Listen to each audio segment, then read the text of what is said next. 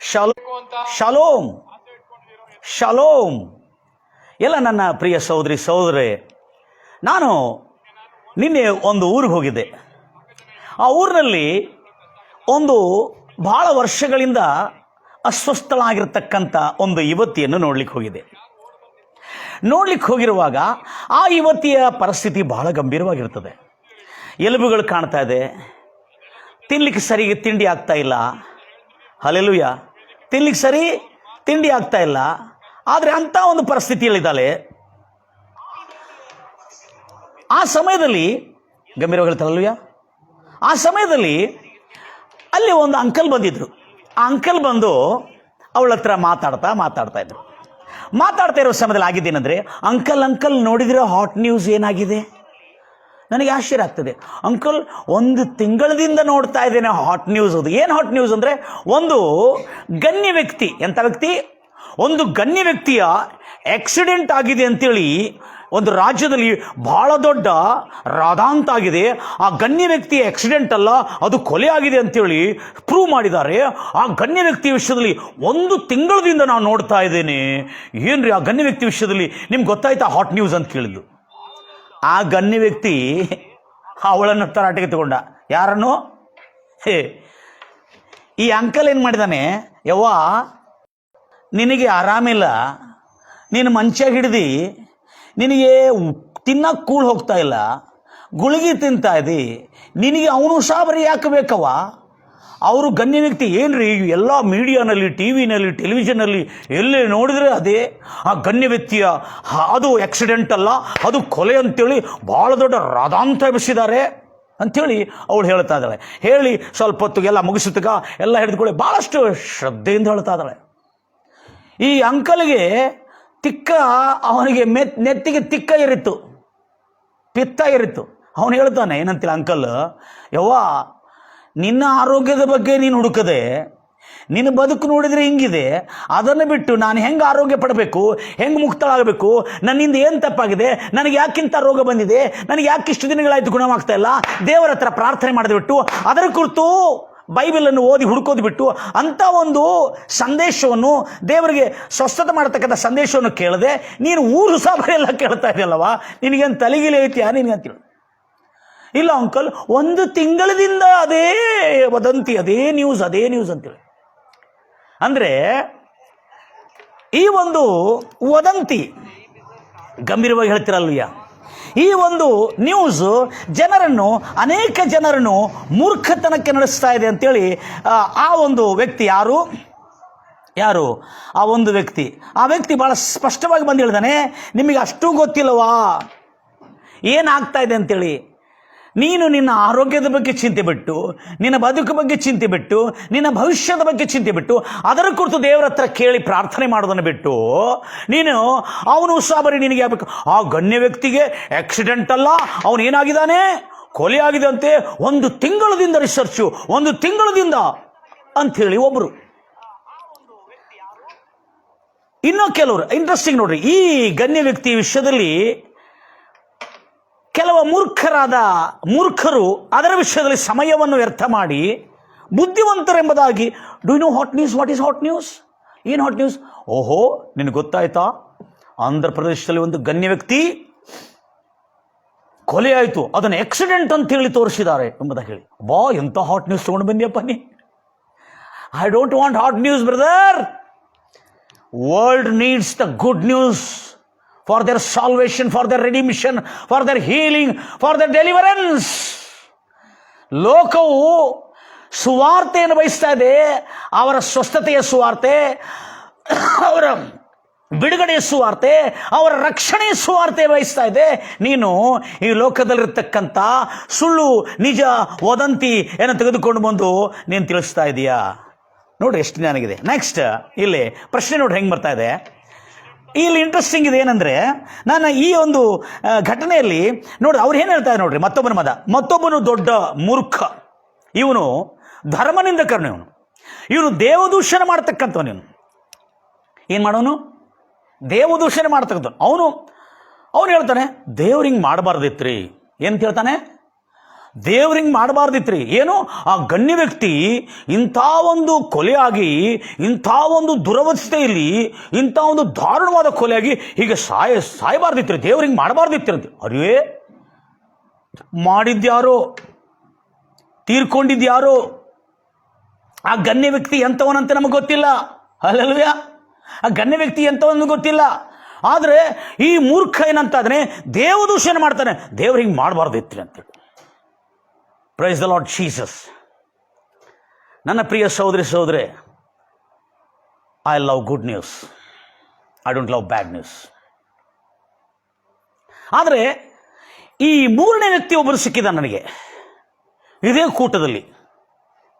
ಈ ಗಣ್ಯ ವ್ಯಕ್ತಿ ಆಕ್ಸಿಡೆಂಟ್ ಅಲ್ಲ, ಕೊಲೆ ಎಂದು ಒಂದು ಗುಂಪು, ಪಬ್ಲಿಸಿಟಿಗಾಗಿ, ಪಬ್ಲಿಸಿಟಿ ಅಂದರೆ ಖ್ಯಾತವನ್ನು ಪಡೆದುಕೊಳ್ಳಿ, ಯೂಟ್ಯೂಬ್ನಲ್ಲಿ, ಈ ಮಾಧ್ಯಮದಲ್ಲಿ, ಈ ಫೇಸ್ಬುಕ್ನಲ್ಲಿ, ಈ ಮಾಧ್ಯಮಗಳಲ್ಲಿ ಒಂದು ಖ್ಯಾತಿ ಪಡೆದುಕೊಳ್ಳೋದಕ್ಕಾಗಿ ಒಂದು ವದಂತಿ, ಪಬ್ಲಿಸಿಟಿಗಾಗಿ. ಇನ್ನೊಬ್ಬನು ಅದರೊಳಗೆ ಹೀರೋ ಆಗಿ ತೋರಿಸ್ಕೊಡ್ತಾನೆ, ಅಬ್ಬಾ ನ್ಯಾಯಕ್ಕಾಗಿ ಹೋರಾಡ್ತಾ ಇದ್ದಾನೆ ಅಂಥೇಳಿ. ಅವನು ತನ್ನನ್ನು ಹೀರೋ ಆಗಿ ತೋರಿಸ್ಕೊಂಡು, ಈಗೋ ಆತನ ಕುರಿತು ನಾನು ಸುಪ್ರೀಂ ಕೋರ್ಟಲ್ಲಿ ನಾನು ಅರ್ಜಿಯನ್ನು ಹಾಕಿದ್ದೇನೆ ಅಂತೇಳಿ ಒಬ್ಬನು. ನಾವೆಲ್ಲರೂ ಕೇಳತಕ್ಕಂಥ ಎಲ್ಲರೂ ಕೆಲವ ಅಮಾಯಕರು, ಮೂರ್ಖರು ನಮ್ಮನ್ನೆಲ್ಲ ಮಂಗ ಮಾಡಿಬಿಟ್ರು ಅವರು. ಆ ಅಂಕಲ್ ಹೇಳ್ತಾನೆ ಎಷ್ಟು ಚೆನ್ನಾಗಿ, ಅಂಕಲ್ ಯವ್ವ ಆ ಗಣ್ಯ ವ್ಯಕ್ತಿಯನ್ನು ಆಕ್ಸಿಡೆಂಟ್ ಆಗಿದೆ, ಕೊಲೆ ಆಗಿದೆ ಅಂತೇಳಿ ಆ ಗಣ್ಯ ವ್ಯಕ್ತಿ ವಿಷಯದಲ್ಲಿ ಯಾರೋ ಏನೋ ಅಂದ್ಕೊಳ್ತಾ ಇದ್ರೆ ನಿನಗೆ ಯಾಕೆ ಬೇಕವ್ವ, ನಿನ್ನ ಆರೋಗ್ಯವನ್ನು ನೋಡ್ಕೋ, ನಿನ್ನನ್ನು ಹೇಗೆ ಉದ್ಧಾರ ಆಗ್ತಿ, ನಿನ್ನ ಬಗ್ಗೆ ಚಿಂತೆ ಮಾಡು, ಊರು ಉಸಾಬರಿ ನಿನಗೆ ಯಾಕೆ ಬೇಕವ್ವ ಅಂಥೇಳಿ. ಅವನು ತರಾಟೆಗೆ ತೊಗೊಂಡಾಗ ನನಗೂ ಹೌದಲ್ಲ, ಈ ಅಂಕಲ್ ಹೇಳೋದು ಕರೆಕ್ಟ್ ಐತಲ್ಲ, ಬರೋಬ್ಬರ ಹೇಳ್ತಾ ಇದ್ದಾನೆ. ಮತ್ತೊಂದು ಮೂರ್ಖ ಹೇಳ್ತಾನೆ. ಇಲ್ಲಿ ಮೂರ್ಖನ ಬಗ್ಗೆ ಒಂದು ಇಂಟ್ರೆಸ್ಟ್ ಇದೆ. ಈ ಮೂರ್ಖ ದೇವರ ಮೇಲೆ ಆರೋಪ ಹೊರಿಸ್ತಾ ಇದ್ದಾನೆ. ಇಲ್ಲೇ ನನಗೆ ಸ್ವಲ್ಪ ಸಿಟ್ಟು ಬಂತು, ದೇವ್ರು ಹಂಗೆ ಮಾಡಬಾರ್ದಿತ್ತಲ್ರಿ ಆ ಗಣ್ಯ ವ್ಯಕ್ತಿಗೆ ಅಂಥೇಳಿ. ಅಂದರೆ ದೇವರು ಕೇಡು ಮಾಡುವನ, ಇವನನ್ನು ಧರ್ಮನಿಂದಕರೆಂಬುದಾಗಿ ಹೇಳ್ತಾರೆ, ದೈವದೂಷಣ ಮಾಡತಕ್ಕಂಥವನೆಂಬುದಾಗಿ ಹೇಳ್ತಾರೆ. ಜಾಗರೂಕರಾಗಿರ್ತೀರಿ. ಇವರನ್ನೇ ದುಷ್ಟರೆಂಬುದಾಗಿ ಹೇಳಿ ಕರೆಯೋದು ಬೈಬಲ್ ಪ್ರಕಾರವಾಗಿ, ಧರ್ಮನಿಂದಕರು ಎಂಬುದಾಗಿ ಕರೆಯೋದು. Praise Lord Jesus. ಗಂಭೀರವಾಗಿ ಹೇಳ್ತಿರಲ್ವಯ್ಯ, ಮನೋಪೂರ್ವಕದಿಂದ ಹೇಳ್ತಿರಲ್ವಯ್ಯ. ಎಲ್ಲ ನನ್ನ ಪ್ರಿಯ ಸಹೋದರಿ ಎಷ್ಟು ಆಸಕ್ತಿಯಿಂದ ನೀವು ಗಮನಿಸ್ತಾ ಇದ್ರಿ. Praise Lord Jesus. ಅದೇ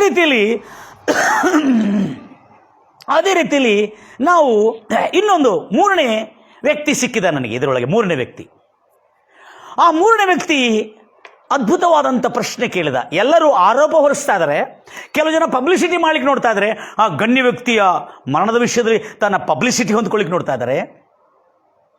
ಆದರೆ ಮೂರನೇ ವ್ಯಕ್ತಿ ಈ ಮೂರು ತರಾಟೆಗಳ ಮಧ್ಯದಲ್ಲಿ ಕೂತ್ಕೊಂಡಿದ್ದ. ಮೂರನೇ ವ್ಯಕ್ತಿ ಅವನು ಬಹಳ ಶಾಂತವಾದಂಥ ವ್ಯಕ್ತಿ. ಆತ ಭಾಳ ಇಂಟ್ರೆಸ್ಟಿಂಗ್ ಇದ್ದಾನೆ. ಆ ವ್ಯಕ್ತಿ ಭಾಳ ಕಾಮಿಡಿನೂ ಇರ್ತಾನೆ. ಆದರೆ ಆತನು ಮಾತಾಡೋ ಮಾತಿನಲ್ಲಿ ಬಹಳ ವಜನ್ ಇರ್ತದೆ, ಮೌಲ್ಯವಿರ್ತದೆ. ಆತನು ಕೇಳಿದ, ಈ ಗಣ್ಯ ವ್ಯಕ್ತಿಗೆ ಯಾಕೆ ಹೀಗೆ ಆಗಿದೆ, ಕಾರಣವೇನು ಎಂಬುದಾಗಿ ನನ್ನ ಹತ್ರ ಪ್ರಶ್ನೆ ಕೇಳಿದ. ಇವೆಲ್ಲ ನಡೆದಿದೆ, ಗಣ್ಯ ವ್ಯಕ್ತಿಗೆ ಯಾಕೆ ಹೀಗೆ ಆಗಿದೆ, ಇದಕ್ಕೆ ಕಾರಣ ಏನು ಎಂಬುದಾಗಿ ಕೇಳಿರುವಾಗ ನಾನು ಬೈಬಲಲ್ಲಿ ಹುಡುಕಬೇಕು. ನನಗೆ ಯಾರು ಕೊಡ್ತಾರೆ, ನಾನೇ ಹೇಗೆ ಉತ್ತರ ಕೊಡ್ಲಿಕ್ಕಾಗ್ತದೆ? ನಾನು ನನ್ನ ಮನಸ್ಸಿನ, ನನ್ನ ಮೆದುಳಿನ, ನನ್ನ ಸ್ಮರಣದ ಕೇಂದ್ರದಲ್ಲಿ, ಲೈಬ್ರರಿಯಲ್ಲಿ ಎಲ್ಲೆಲ್ಲಿ ದೇವರು ಏನು ಮಾತಾಡಿದ್ರೆ ಎಂಬುದಾಗಿ ಹುಡುಕುತ್ತಾ ಇರುವಾಗ ಅಲ್ಲಿ ನನಗೆ ಒಂದು ಮಾತು ಗಮನಕ್ಕೆ ಬಂತು. ಏನಿಲ್ಲ ರೀ, ಆ ಗಣ್ಯ ವ್ಯಕ್ತಿಯಲ್ಲಿ ಎಲ್ಲೋ ಒಂದು ಲೋಪ ಇದ್ದಿರಬಹುದು, ಎಲ್ಲೋ ಒಂದು ದೋಷ ಇದ್ದಿರಬಹುದು, ಎಲ್ಲೋ ಒಂದು ತಪ್ಪು ಕಾಡ್ತಿದ್ದಿರ್ಬೋದು ಆ ಗಣ್ಯ ವ್ಯಕ್ತಿಯಲ್ಲಿ ಅಂದರು. ಆಮೇಲೆ ಹೌದು ರೀ, ಯಾಕಂದರೆ ಆ ವ್ಯಕ್ತಿ ಯಾರು, ಈ ಜ್ಞಾನವಂತ, ಈತನಿಗೆ ಜ್ಞಾನವಂತ ಅಂತ ಹೇಳ್ತೀನಿ. ಅಲ್ಲಿ ಜ್ಞಾನವಂತ. ಯಾಕಂದರೆ ಹೌದ್ರಿ, ನೀವು ಹೇಳೋದು ನಿಜ. ಯಾಕಂದರೆ ದೇವರು ಯಾರಿಗೂ ಕೆಟ್ಟದು ಮಾಡುವುದಿಲ್ಲ. ಆವಾಗ ಆ ವ್ಯಕ್ತಿ ವಿಷಯದಲ್ಲಿ ಮಾತಾಡ್ತಿರುವಾಗ ನನಗೆ ದೇವರ ವಾಕ್ಯದ ಮೂಲಕವಾಗಿ ದೇವರು ಒಂದು ಉತ್ತರ ಕೊಟ್ಟಿದ್ದ. ಆ ಉತ್ತರವೆಲ್ಲ ನಾನು ನನ್ನ ಮೆಸೇಜಿನ ಡಿಸ್ಕ್ರಿಪ್ಷನಲ್ಲಿ ವಿವರಣೆಯಲ್ಲಿ ಹಾಕಿದ್ದೇನೆ. ಬೈಬಲ್ ದೇವರು ಅದರ ಬಗ್ಗೆ ಏನು ಮಾತಾಡ್ತಾ ಇದ್ದಾನೆ ಎಂಬುದಾಗಿ. ಒಂದು ರಾಜ್ಯವನ್ನು ಆಳುತ್ತಿರತಕ್ಕಂಥ ಯಶಸ್ವಿ ಉಳ್ಳ ಅರಸನು ತನ್ನ ಮಗನಿಗೆ ಉಪದೇಶ ಮಾಡಿರ್ತಾನೆ. ಏನು ತಿಳ್ಕೊಂಡು? ಜ್ಞಾನೋಪದೇಶ. ಎಂಥ ಉಪದೇಶ? ಜ್ಞಾನೋಪದೇಶ. ಜ್ಞಾನೋಪದೇಶ. ತನ್ನ ಮಗನಿಗೆ ಜ್ಞಾನೋಪದೇಶ ಮಾಡ್ತಾ ಇರ್ತಾನೆ. ಆ ಜ್ಞಾನೋಪದೇಶವೇ ಅರಸನಾದ ದಾವೀದನು. ಭಾಳ ಜನರು ಹಳೆ ಬೈಬಲ್ ಟ್ರೈನಿಂಗ್ ಮಾಡಿದವರೆಲ್ಲರಿಗೆ ಒಂದು ರಹಸ್ಯ. ತುಂಬ ಜನರಿಗೆ ಇದು ಜ್ಞಾನೋಕ್ತಿಗಳು ಬರೆದಿದ್ದು ಸಲಮೋನನೇ ಹೌದು. ಆದರೆ ಸಲಮೋನನಿಗೆ ಬೋಧಿಸಿದ್ದು ಯಾರು ಎಂಬುದು ಈಗ ಹೊಸ ಬೈಬಲ್ ಟ್ರೈನಿಂಗ್ನಲ್ಲಿ ಇದರ ಡಿಸ್ಕವರ್ ಮಾಡಿದ್ದಾರೆ. ಅದು ಜ್ಞಾನಿಯಾದ ದಾವೀದನು ಸಲಮೋನನಿಗೆ ಬೋಧಿಸಿರುವ ಜ್ಞಾನೋಕ್ತಿಗಳು ಒಂದು. ನೆಕ್ಸ್ಟ್, ಈ ಜ್ಞಾನೋಕ್ತಿ 3 ಜನರು ಬರೆದಿದ್ದಾರೆ. ಒಂದು ಅಗೋರನು. ಎಷ್ಟನೇ ಅಧ್ಯಾಯ? 30ನೇ ಅಧ್ಯಾಯ. ಅಗೋರನು ಎಂಬ ವ್ಯಕ್ತಿ, ಯಾಕೇನ ಮಗನಾದ ಅಗೋರನು ಎಂಬ ವ್ಯಕ್ತಿ ಬರೆದಿದ್ದಾನೆ. 3ನೇ ವ್ಯಕ್ತಿ ಯಾರಂದ್ರೆ ಒಂದು ಸ್ತ್ರೀ, ಜ್ಞಾನಿಯಾದ ಸಲ್ಮೋನನ ತಾಯಿ ಬೆತ್ಸಿಬ, ಊರಿಯನ ಹೆಂಡತಿಯಾದ ಬೆತ್ಸಿಬ. ಇವಳು 31ನೇ ಅಧ್ಯಾಯವನ್ನು ಜ್ಞಾನಿಯಾದ ಸಲ್ಮೋನನಿಗೆ ಬೋಧಿಸಿರುವಾಗ ಆ ಸಲ್ಮೋನನು ಜ್ಞಾನೋಕ್ತಿಗಳೆಂದು ಬರೆದಿದ್ದಾನೆ. ಈ ಪುಸ್ತಕದಲ್ಲಿ ಈ ಜನರು ಜನರು ಒಂದು ರೀತಿಯಾದಂಥ ವದಂತಿಯನ್ನು ಹರಡಿಸಿ ಜನರಲ್ಲಿ ಒಂದು ರೀತಿಯಾದಂಥ ಭಯವು, ಆತಂಕವು ಮತ್ತು ತನ್ನ ಪಬ್ಲಿಸಿಟಿಗಾಗಿ ಮಾಡ್ತಿರ್ತಕ್ಕಂಥ ಕಾರ್ಯಗಳು, ಅದರ ದುಷ್ಪರಿಣಾಮ ಏನು ಬರ್ತದೆ ಎಂಬುದಾಗಿ ಯೋಚನೆ ಮಾಡ್ತಾ ಇಲ್ಲ. ಇದು ಒಂದು ಏನಲ್ಲ, ಆಕ್ಸಿಡೆಂಟ್ ಅಲ್ಲ, ಇದು ಕೊಲೆ ಎಂಬುದಾಗಿ ಹೇಳಿ ಅದು ಹೇಗೂ ತೀರ್ಪಾಗಿ ಆಗ್ತದೆ. ಪಾಸಿಟಿವ್ ಆಗಲಿ ನೆಗೆಟಿವ್ ಆಗಲಿ, ಅದಕ್ಕೆ ಅಲ್ಲಿಂದ ತೀರ್ಪು ಚೇಂಜ್ ಮಾಡಲಿಕ್ಕೆ ಆಗುವುದಿಲ್ಲ, ಅಲ್ಲಿಂದ ತೀರ್ಪು ಹಾಗೆ ಆಗ್ತದೆ. ಅದಕ್ಕಾಗಿ ನಾವು ಅದಕ್ಕಾಗಿ ದೊಡ್ಡ ಹೋರಾಟ ಮಾಡಿ ಹೀರೋಗಿರಿ ಮಾಡೋದು ಬೇಕಾಗಿಲ್ಲ. ಯಾಕಂದರೆ ಪೂರ್ವದೆಲ್ಲ ಎಲ್ಲ ಮಾಡಿ ನೋಡಿದೆವು ನಾವು. 1996ರಲ್ಲಿ ಭಾಳ ಜನ ಮಾಡಿ ನೋಡಿದೆವು ಪೂರ್ವದಲ್ಲಿ ಹೀರೋಗಿರಿ ಎಲ್ಲ ಮಾಡಿ. ಆ ಹೀರೋಗಿರಿ ಮಾಡಿ ಆ ಒಂದು ಮೂರ್ಖತನವನ್ನು ಮಾಡಿ ಭಾಳಷ್ಟು ಸಮಯವನ್ನು ನಷ್ಟ ಮಾಡಿಕೊಂಡಿದ್ದೇವೆ. ಆಗ ಈ ಅಂಕಲ್ ಹೇಳಿದ ಮಾತು ಕರೆಕ್ಟ್ ಎಂಬುದಾಗಿ ನನಗನಿಸಿತ್ತು. ಕೊನೆ ವ್ಯಕ್ತಿ ಹೇಳ್ತಾನೆ, ಅಂಥವನಿಗೆ ಹೀಗೆ ಯಾಕೆ ಆಯಿತು, ಅದಕ್ಕೆ ಕಾರಣಗಳು ಏನು ಅಂತ ಹೇಳಿದ್ರೆ, ನನಗೆ ತೋಚಿದ ಬೈಬಲಿಂದ ಕೆಲವು ಕಾರಣಗಳು ಅಲ್ಲಿ ತೋರಿಸಿದೆ. ಆದರೆ ಮನೆಗೆ ಬಂದು ಅಧ್ಯಯನ ಮಾಡುವಾಗ ಇದು ಯಾಕೆ ಹೀಗೆ ನಡೆದಿದೆ ಎಂಬುದಾಗಿ ಅಧ್ಯಯನ ಮಾಡ್ತಿರುವಾಗ ನನ್ನ ಹೃದಯದಲ್ಲಿ ಅದ್ಭುತವಾದಂಥ ನನ್ನ ಪ್ರಶ್ನೆಗೆ ಉತ್ತರ ಸಿಕ್ಕಿದೆ ಎಂಬುದಾಗಿ ನನಗೆ ಒಂದು ತೃಪ್ತಿ ಸಿಕ್ಕಿದೆ. Price the lord. ಆ ಉತ್ತರ ಕಂಪ್ಲೀಟ್ ಡಿಸ್ಕ್ರಿಪ್ಷನ್ನಲ್ಲಿ ನಾನು ಕೊಟ್ಟಿದ್ದೇನೆ, ಆಲ್ರೆಡಿ ಬರೆದು ಹಾಕಿಬಿಟ್ಟಿದ್ದೇನೆ ಅದರೊಳಗೆ. ಈಗ ಡಿಸ್ಕ್ರಿಪ್ಷನ್ನಲ್ಲಿರುವ ವಾಕ್ಯವನ್ನು ನಮ್ಮ ಜೊತೆಯಲ್ಲಿ ಸಹಕರಿಸ್ತಿರ್ತಕ್ಕಂಥ ನಮ್ಮ ಸಹಾಯಕರು ಅದನ್ನು ಓದಿ ಈಗ ಹೇಳ್ತಾರೆ. ಒಂದೊಂದಾಗಿ ಗಮನಿಸ್ತೀರಿ. ಮೊದಲನೇದಾಗಿ ಇದಕ್ಕೆ ಈ ಒಂದು ಪ್ರಶ್ನೆಗಳಿಗೆ ಒಂದು ಗಣ್ಯ ವ್ಯಕ್ತಿಯ ಆಕ್ಸಿಡೆಂಟ್ ಅಲ್ಲ, ಇದು ಒಂದು ಕೊಲೆ ಎಂಬುದಾಗಿ ಹೇಳಿಕೊಂಡು ದೊಡ್ಡ ವದಂತಿಯನ್ನು, ದೊಡ್ಡ ನ್ಯೂಸನ್ನು ಹಾಟ್ ನ್ಯೂಸ್ ಆಗಿ, ವೈರಲ್ ನ್ಯೂಸ್ ಆಗಿ ಮಾಡಿದ್ರು. ಲಕ್ಷ್ಯ ಕೊಡ್ತೀರಿ ನನ್ನ ಪ್ರಿಯ ಸಹೋದರಿ ಸಹೋದರಿ. ಮೊದಲನೇದಾಗಿ ಜ್ಞಾನೋಕ್ತಿ 18ನೇ ಅಧ್ಯಾಯ 12ನೇ ವಚನದಲ್ಲಿ ಸ್ಪಷ್ಟವಾಗಿ ಬರೆಯಲ್ಪಟ್ಟಿದೆ. ಮನುಷ್ಯನ ಮನಸ್ಸು ಉಬ್ಬಿಕೊಂಡಿರುವಾಗ, ಗರ್ವ ಅಹಂಕಾರದಿಂದ ಉಬ್ಬಿಕೊಂಡಿರುವಾಗ ನಾಶನವು ಸಂಭವಿಸುತ್ತದೆ. ಆದರೆ ಬೈಬಲ್ ಇದನ್ನು ಜ್ಞಾನೋಕ್ತಿ ಅಂದರೆ ಸಲಮೋನನಿಗೆ ದಾವೀದನು ಬೋಧಿಸಿರುವ ಜ್ಞಾನೋಕ್ತಿ ಏನು ಹೇಳ್ತಾ ಇದೆ ಅಂದರೆ, ಮನುಷ್ಯನಿಗೆ, ಮಾನವನಿಗೆ ನಾಶನಕ್ಕೆ ಮುಂಚೆ ಅಹಂಕಾರ, ಗರ್ವ, ಉಬ್ಬಿದ್ದ ಮನಸ್ಸು ಬರ್ತದಂತೆ. ಹಲ್ಲೆಲೂಯಾ. ಇದು ರಾಜರ ಜ್ಞಾನ. ಇದು ದಿಸ್ ಈಸ್ ರಾಯಲ್ ಟೀಚಿಂಗ್.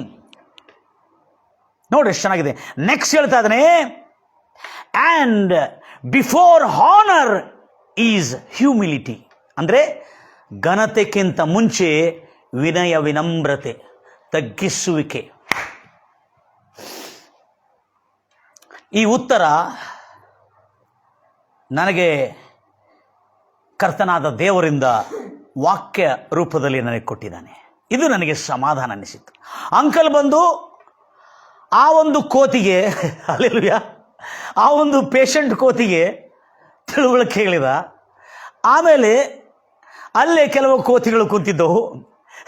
ಆ ಕೋತಿಗಳಿಗೆ ಅವರು ತರಾಟೆಗೆ ತೆಗೆದುಕೊಂಡಿರುವಾಗ ನಮಗೂ ಒಂದು ದೊಡ್ಡ ಪಾಠವಾಯಿತು. ಆಮೇಲೆ ಈ ಧರ್ಮನಿಂದಕರು, ಇದು ದೇವರ ಹಾಗೆ ಮಾಡೋದು ಸರಿ ಇಲ್ಲ ಅಂತೇಳಿ ದೇವರನ್ನು ಆರೋಪಿಸಿರುವ ಒಬ್ಬ ದುಷ್ಟನು, ಹಲ್ಲೆಲೂಯಾ, ಗಂಭೀರವಾಗಿ ಹೇಳ್ತಿರಲ್ವಯ್ಯ. ತದನಂತರ ಜ್ಞಾನಿ ಆದ ಒಬ್ಬ ಶಾಂತವಾದ ಮನುಷ್ಯನು, ಆತನು ಭಾಳ ತಮಾಷೆಯಾಗಿರ್ತಾನೆ. ಕೂತ್ಕೊಂಡು ಕೇಳಿರುವ ಪ್ರಶ್ನೆಗೆ ಇದನ್ನು ಯಾಕೆ ಆಯಿತು, ಇದು ಕರೆಕ್ಟಾದ ಹುಡುಕು. ಈ ಮನುಷ್ಯನಿಗೆ ಹೀಗೆ ಯಾಕೆ ಆಯಿತು ಎಂಬ ಪ್ರಶ್ನೆಗೆ ಉತ್ತರಕ್ಕೆ. ಆದರೆ ಇವತ್ತು ಆ ಪ್ರಶ್ನೆಗೆ ಉತ್ತರ, ಎಲ್ಲರೂ ಹೇಳ್ತಿರಲ್ವಯ್ಯ, ಭಾಳ ಜನ, not accident but it is murder, for publicity seems hero fighting for justice. ಇಂಗ್ಲೀಷಲ್ಲಿ ಹಾಕಿದ್ರೆ, God should not have done that, these are fools guys. ಮತ್ತು next, what is the reason for that? ಈ ಕಾರಣಕ್ಕೆ, ಈ ಕಾರ್ಯ, ಈ ಒಂದು ದೊಡ್ಡ ಘಟನೆ, ದುರ್ಘಟನೆ ಆ ಗಣ್ಯ ವ್ಯಕ್ತಿಗೆ ಆಗಲಿಕ್ಕೆ ಕಾರಣ ಏನು, ಕಾರಣ ಏನು ಎಂಬುದಾಗಿ ಹುಡುಕತಕ್ಕಂಥ ಜ್ಞಾನಿಗೆ ಈ ಉತ್ತರ ದೇವರು ಕೊಟ್ಟಿದ್ದಾನೆ. ಕಾರಣ ಏನಲ್ಲ, ಆ ಗಣ್ಯ ವ್ಯಕ್ತಿಯ ನಾವು ವಿಧ ವಿಧವಾಗಿ ಏನೇನೋ ನೋಡ್ತಾ ಇದ್ದೇವೆ, ಆದರೆ ಬೈಬಲಿಂದ ಏನು ಉತ್ತರ ಕೊಡ್ತಾನೆ ದೇವರೆಂಬುದಾಗಿ ಅದನ್ನು ನಾವು ಹುಡುಕಲಿಲ್ಲ. ಆದರೆ ಈ ಎಲ್ಲ ಗೊಂದಲದಲ್ಲಿ ನಾನು ಬಿದ್ದಿರುವಾಗ ಇವರು, ಈ ಅಂಕಲ್ ಬಂದು ಆ ಒಂದು ಯುವತಿಗೆ ತರಾಟೆಗೆ ತೆಗೆದುಕೊಂಡಿದ್ದು, ಅಷ್ಟಲ್ಲದೆ ನಾನಲ್ಲಿ ಕೂತ್ಕೊಂಡಿದ್ದು, ಮತ್ತು ಅಷ್ಟಲ್ಲದೆ ಇನ್ನೊಬ್ಬ ಕೆಲವರು ಅದರ ಕುರಿತು, ಇವೆಲ್ಲ ಈ ಗೊಂದಲದಲ್ಲಿ ನಾನು ಕಲ್ತಿದ್ದೇನೆಂದರೆ, ಹೌದಲ್ಲ, ಈ ಒಂದು ವ್ಯರ್ಥವಾದ ವಿಷಯದಲ್ಲಿ ಸಮಯವನ್ನು ಕಳೆದು ಈ ರೋಗಿ ತನ್ನ ಆರೋಗ್ಯಕ್ಕಾಗಿ ತವಕಪಟ್ಟು ದೇವರನ್ನು ಹುಡುಕಿ ಗುಣವಾಗುವ ಮಾರ್ಗವನ್ನು ಹುಡುಕದೆ ಯಾರ್ದೋ ಉಸಾಬರಿ ಕೇಳಿಕೊಳ್ತಾ ಕೂತಿದ್ರು. Okay, come back to the point. ಈಗ ನಾನು ಮಾತನ್ನು ಹೇಳಿ ಬಯಸ್ತಾ ಇದ್ದೇನೆ, ಯಾಕಂದರೆ ಇದು ಲೌಕಿಕವಾದಂಥ ಮಾತು. ಬಟ್ ಆದರೂ ನೀವು ಕೇಳಿದ್ರಿ ಮಹಾತ್ಮ ಗಾಂಧಿಯ 3 ಮಂಗಗಳೆಂಬುದಾಗಿ. ಮಹಾತ್ಮ ಗಾಂಧಿಯ 3 ಮಂಗಗಳು ಏನು? ಒಂದು ಏನು ಮುಚ್ಕೊಂಡಿದೆ? ಕಣ್ಣು ಮುಚ್ಕೊಂಡಿದೆ, ಇನ್ನೊಂದು ಕಿವಿ ಮುಚ್ಕೊಂಡಿದೆ, ಇನ್ನೊಂದು ಬಾಯಿ ಮುಚ್ಕೊಂಡು, 3 ಮಹಾತ್ಮ ಗಾಂಧಿಯ 3 ಮಂಗಗಳು. ಇದರ ಅರ್ಥ ಏನು ಎಂಬುದಾಗಿ ಮಹಾತ್ಮ ಗಾಂಧಿಯವರು ನಮ್ಮ ಭಾರತ ದೇಶಕ್ಕೆ ಒಂದು ಪಾಠವನ್ನು ಕಲಿಸಿದರು. ಏನಂತೇಳಿ, ಬುರಾ ಮತ್ ದೇಖೋ, ಕೆಟ್ಟದನ್ನು ನೋಡಬೇಡ್ರಿ, ಕೆಟ್ಟದನ್ನು ಕೇಳಬೇಡ್ರಿ, ಕೆಟ್ಟದನ್ನು ನೋಡಬೇಡ್ರಿ ಎಂಬುದಾಗಿ 3 ಮಂಗಗಳು ಒಂದೇ ಸ್ಥಳದಲ್ಲಿ ಕೂತ್ಕೊಂಡು, ಒಂದು ಮಂಗ ಕಣ್ಣು, ಒಂದು ಮಂಗ ಕಿವಿ, ಒಂದು ಮಂಗ ಬಾಯನ್ನು ಮುಚ್ಕೊಂಡಿದೆ. ಅಂದರೆ ಕಣ್ಣು, ಕಿವಿ ಭಾಳ ಇಂಪಾರ್ಟೆಂಟ್, ಆಮೇಲೆ ಬಾಯಿ. ಆದರೆ ನಾನಿವತ್ತು ಈ 3 ಮಂಗಗಳು ಡಿಫರೆಂಟ್ ಆಗಿದ್ದನ್ನು ನೋಡಿದ್ದೇನೆ. ಮಹಾತ್ಮ ಗಾಂಧಿ ಹೇಳಿರುವ ಮಂಗಗಳು ಪತ್ತೆ ಇಲ್ಲದೆ ಹೋತು. ಆದರೆ ಈ 3 ಮಂಗಗಳು ಏನಾಗಿದೆ ಅಂದರೆ, ಮಹಾತ್ಮ ಗಾಂಧಿ ಹೇಳಿರುವ ಮಂಗಗಳು ಕುಂತಿದ್ದ ಒಂದೇ ಸ್ಥಳದಲ್ಲಿ ಕುಂತ್ಕೊಂಡು, ಕಣ್ಣು, ಕಿವಿ, ಬಾಯಿ ಮುಚ್ಕೊಂಡಿದ್ದು ಒಂದೇ ಸ್ಥಳ. ಈಗ ಇರುವ 3 ಮಂಗಗಳು ಒಂದೇ ಸ್ಥಳದಲ್ಲಿ ಕೂತ್ಕೊಂಡಿಲ್ಲ. ಒಂದು ಮಂಗ ಕಣ್ಣು ತೆರೆದು ಯಾರ ಮನೆಯಲ್ಲಿ ಯಾರ ಸುದ್ದಿ ಕೆಟ್ಟದಾಗ್ತದೆ ಅಂತ ಹುಡುಕ್ತಾ ಇದೆ. ಒಂದು ಮಂಗ ಮನೆ ಹೋಗಿ ಹುಡುಕ್ತಾ ಇದೆ, ಎಲ್ಲಿ ಕೆಟ್ಟ ಸುದ್ದಿದೆ, ಯಾರು ಒಳ್ಳೆ ಕೆಲಸ ಸುಟ್ಟು ಕೊಡ್ತಾರೆ, ಯಾರ ಮನೆಯಲ್ಲಿ ನ್ಯೂಸ್ ಸಿಗ್ತದೆ, ಹಾಟ್ ನ್ಯೂಸ್ ಸಿಗ್ತದೆ, ಒಂದು ಮಂಗ ಹುಡುಕ್ತಾ ಇದೆ ಕಣ್ಣು ತೆರೆದು. ಇನ್ನೊಂದು ಮಂಗ ಕಿವಿ ತೆರೆದು, ಅದು ಕಿವಿ ಮುಚ್ಕೊಂಡಿಲ್ಲ, ಕಿವಿ ತೆರೆದು ಒಂದು ಸ್ಥಳದಲ್ಲಿಲ್ಲ. ಆ ಕಿವಿ ತೆರೆದ ಮಂಗ ಇನ್ನೂ ಮನೆ ಮೇಲೆ ಮನೆ ಜಿಗುದು ಆ ಮನೆಯಲ್ಲಿ ಏನಾಗಿದೆ, ಈ ಮನೆಯಲ್ಲಿ ಏನಾಗಿದೆ, ಆ ಮನೆಯಲ್ಲಿ ಏನು ಸುದ್ದಿ ಎಂಬುದಾಗಿ ಹುಡುಕಿ ಕೇಳ್ತಾ ಇದೆ. ಮಹಾತ್ಮ ಗಾಂಧಿಯ 3 ಮಂಗಗಳು ಎಲ್ಲಿ ಹೋದೋ ಗೊತ್ತಿಲ್ಲ, ಆದರೆ ಈ ಹೊಸ 3 ಮಂಗಗಳು ಈ ಕೆಲಸ ಮಾಡ್ತಾ ತಿರುಗ್ತಾ ಇದೆ. ಇನ್ನೊಂದು ಮಂಗ, ಅಲ್ಲೆಲೂಯ. ಇನ್ನೊಂದು ಮಂಗ, ಯಾರ್ಯಾರು ಈ ಹಾಟ್ ಸುದ್ದಿ ಕೇಳ್ತಾರಲ್ಲ, ಆ ಹಾಟ್ ಸುದ್ದಿ ಹತ್ರ ಈ ಹಾಟ್ ಸುದ್ದಿಯನ್ನು ಈ ಗಣ್ಯ ವ್ಯಕ್ತಿ ಆಕ್ಸಿಡೆಂಟ್ ಅಲ್ಲ, ಅದು ಕೊಲೆ, ನಿಮ್ಗೆ ಗೊತ್ತಾಯ್ತಾ ಅದೇನಾಗಿದೆ, ಓಹೋ ಅದು ಹಂಗಲ್ಲ, ಅದು ಹಿಂಗು ಅಂತೇಳಿ ಅದರ ಬಗ್ಗೆ ಎಷ್ಟೋ ಇನ್ಫಾರ್ಮೇಶನ್ ಒಂದು ತಿಂಗಳಿಂದ ಅದೇ ನೋಡ್ತಾ ಅದ್ರ ಬಗ್ಗೆ ಡಿಟೇಲ್ ಆಗಿ ಒಂದು ಮಂಗ ಅದನ್ನು ಹೇಳ್ಕೊಳ್ತಿರ್ಗೇದಿ. ಅಬ್ಬಾ, ನನ್ನನ್ನು ಎಷ್ಟು ಜ್ಞಾನಿ ಎಂಬುದಾಗಿ ತಿಳ್ಕೊಳ್ತಾ ಇದ್ರೆ, ಎಂಥ ಇನ್ಫಾರ್ಮೇಷನ್ ಕಲೆಕ್ಟ್ ಮಾಡಿದೆ ಮತ್ತು ತಿಳ್ಕೊತಾ ಇದ್ರೆ ಅಂತ ಆ ಮಂಗ ತಿಳ್ಕೊತಾ ಇದೆ. Praise the Lord Jesus. ಆದರೆ ನನ್ನ ಪ್ರಿಯ ಸಹೋದರರೇ, let us come back to the serious matter. ಆ ಗಣ್ಯ ವ್ಯಕ್ತಿಗೆ ಯಾಕೆ ಹಾಗೆ ಆಗಿದೆ ಎಂಬುದಾಗಿ ಕೇಳಿರುವ ಒಂದು ಜ್ಞಾನಿ ನನಗೆ ಬಹಳ ಚೆನ್ನಾಗಿ ಅನಿಸಿತ್ತು. ಆ ಗಣ್ಯ ವ್ಯಕ್ತಿಗೆ ಯಾಕೆ ಹಾಗೆ ಆಗಿದೆ ಎಂಬುದಾಗಿ ಹೇಳುತ್ತಿರ್ತಕ್ಕಂಥ ಜ್ಞಾನಿ ಬಹಳ ಇಂಟ್ರೆಸ್ಟಿಂಗ್ ಇತ್ತದು. ಆವಾಗ ಆ ಗಣ್ಯ ವ್ಯಕ್ತಿಯ ಪ್ರಶ್ನೆಗೆ ಉತ್ತರ, before destruction the heart of the man is haughty and before honour is humility. ನಾಶಕ್ಕಿಂತ ಮುಂಚೆ ಮನುಷ್ಯನ ಹೃದಯ ಉಬ್ಬಿಕೊಂಡು ಗರ್ವದಿಂದ ಮೆರೀತದಂತೆ, ನಾಶನಕ್ಕಿಂತ ಮುಂಚೆ. ಎರಡನೇದು, ಸನ್ಮಾನಕ್ಕಿಂತ ಮುಂಚೆ, ಅಂದರೆ ಘನತೆಕ್ಕಿಂತ ಮುಂಚೆ ಆ ಮನುಷ್ಯನ ಮನಸ್ಸು, ಹೃದಯದಲ್ಲಿ ವಿನಯ, ವಿನಮ್ರತೆ, ತಗ್ಗಿಸಿಕೊಳ್ಳುವ ಮನಸ್ಸಿರ್ತಂತೆ, ಕಲಿಯುವಂಥ ಮನಸ್ಸು.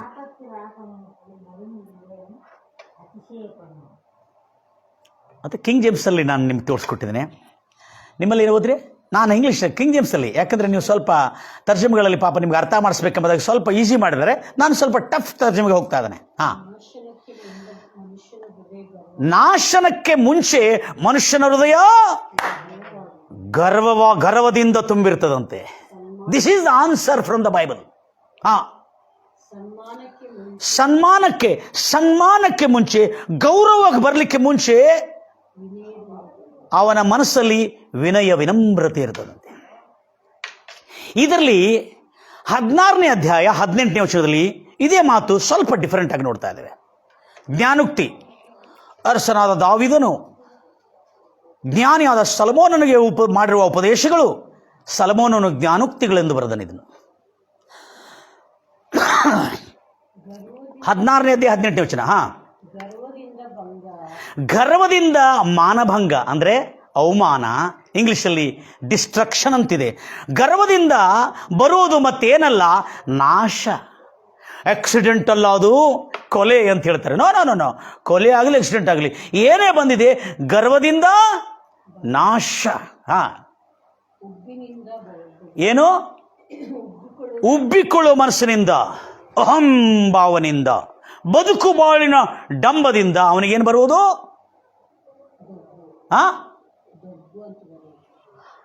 ಅವನು ಬೀಳುವಿಕೆ ಅಂದರೆ ಅವನ ಮನಸ್ಸೊಳಗೆ ಬಂದಿರತಕ್ಕಂಥ ಉಬ್ಬುವಿಕೆ. ಬದುಕು ಬಾಳಿನ ಡಂಬ. ನೋಡಿದೀಯಾ ನಮ್ಮ ಪ್ರೋಗ್ರಾಮ್ ಹೆಂಗೆ ನಡೀತಾ ಇದೆ? ನೋಡಿದೀಯಾ? ಎಲ್ಲ ಫೋಟೋಗಳೆಲ್ಲ ಬರ್ತಾ ಇದ್ದೆ, ನೋಡಿದ್ರಲ್ಲ? ಫೇಸ್ಬುಕ್ಕಲ್ಲಿ ನೋಡಿಲ್ಲ ನನ್ನ ಫೋಟೋ? ಅಂದರೆ ಅರ್ಥ ಏನು? ಉಬ್ಬಿದ್ದ ಮನಸ್ಸು. ಯಾವಾಗ? ಬೀಳಲಿಕ್ಕೆ ಮುಂಚೆ, ಅವನು ಪತನವಾಗಲಿಕ್ಕೆ ಮುಂಚೆ ಉಬ್ಬಿದ್ದ ಮನಸ್ಸು ಎಂಬುದಾಗಿ. ಈಗ ಜ್ಞಾನೋಕ್ತಿ 16ನೇ ಅಧ್ಯಾಯ 1ರಿಂದ ಕೊನೆವರೆಗೆ ಒಂದು ಗ್ರೂಪ್ ಮಾಡಿದ್ದೇನೆ ನಿಮ್ಮ ಬೈಬಲ್, ನಿಮ್ಮ ಡಿಸ್ಕ್ರಿಪ್ಷನಲ್ಲಿ. ಅದರಲ್ಲಿ ಮೊದಲನೇ ಗ್ರೂಪು ನಾನು ಮಾಡಿದ್ದೇನೆಂದರೆ, ಭಾಳ ಅದ್ಭುತವಾದಂಥ ಒಂದು ಗ್ರೂಪ್ ಮಾಡಿದ್ದೇನೆ. ಅದನ್ನು ಓದ್ತೀರಿ, ನಿಮ್ಮ ಡಿಸ್ಕ್ರಿಪ್ಷನಲ್ಲಿದೆ. ಜ್ಞಾನೋಕ್ತಿ 16ನೇ ಅಧ್ಯಾಯ 4ನೇ ವಚನ, ಅದರಲ್ಲಿ ಕೆಲವು ವಚನಗಳು ಬಿಟ್ಟಿದ್ದೇನೆ, 1ನೇ ವಚನ ಬಿಟ್ಟಿದ್ದೇನೆ, ಹಾಗೆ 4ನೇ ವಚನ, ಕೆಲವು ವಚನಗಳು ಬಿಟ್ಟು ಒಂದು ಗ್ರೂಪ್ ಮಾಡಿದ್ದೇನೆ ಈ 16ನೇ ಅಧ್ಯಾಯದಲ್ಲಿ. ಇದರಲ್ಲಿ ನಾವು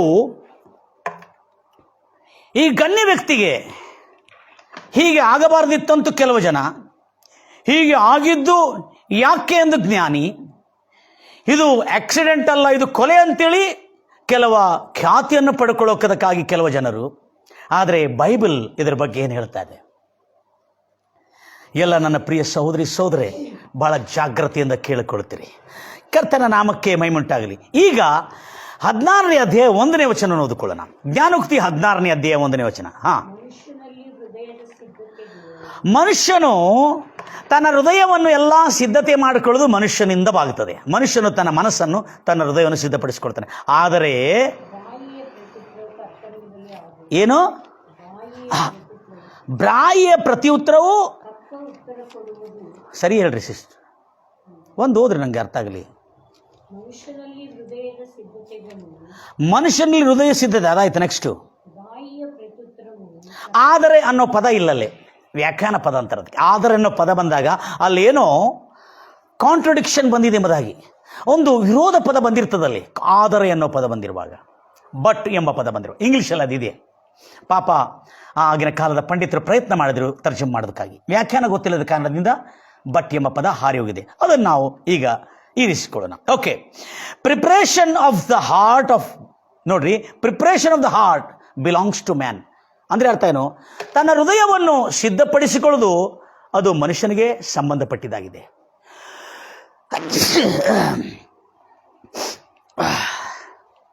ಪಾಯಿಂಟ್ಸ್ ತಕ್ಕೋಜಂಡಿ. ಹೃದಯವನ್ನು ಸಿದ್ಧಪಡಿಸಿಕೊಳ್ಳೋದು ಅದು ಮನುಷ್ಯನಿಗೆ ಸಂಬಂಧಪಟ್ಟಿದ್ದಾಗಿದೆ. Praise the Lord Jesus. ಗಂಭೀರವಾಗಿ ಹೇಳ್ತಿರಲ್ಲೂಯ್ಯ. ಹೃದಯವನ್ನು ಸಿದ್ಧಪಡಿಸಿಕೊಳ್ಳೋದು ಮನುಷ್ಯನಿಗೆ ಸಂಬಂಧಪಟ್ಟಿದ್ದಾಗಿದೆ. ಎಲ್ಲರೂ ಹೇಳ್ತಿರಲ್ಲೂಯ್ಯ.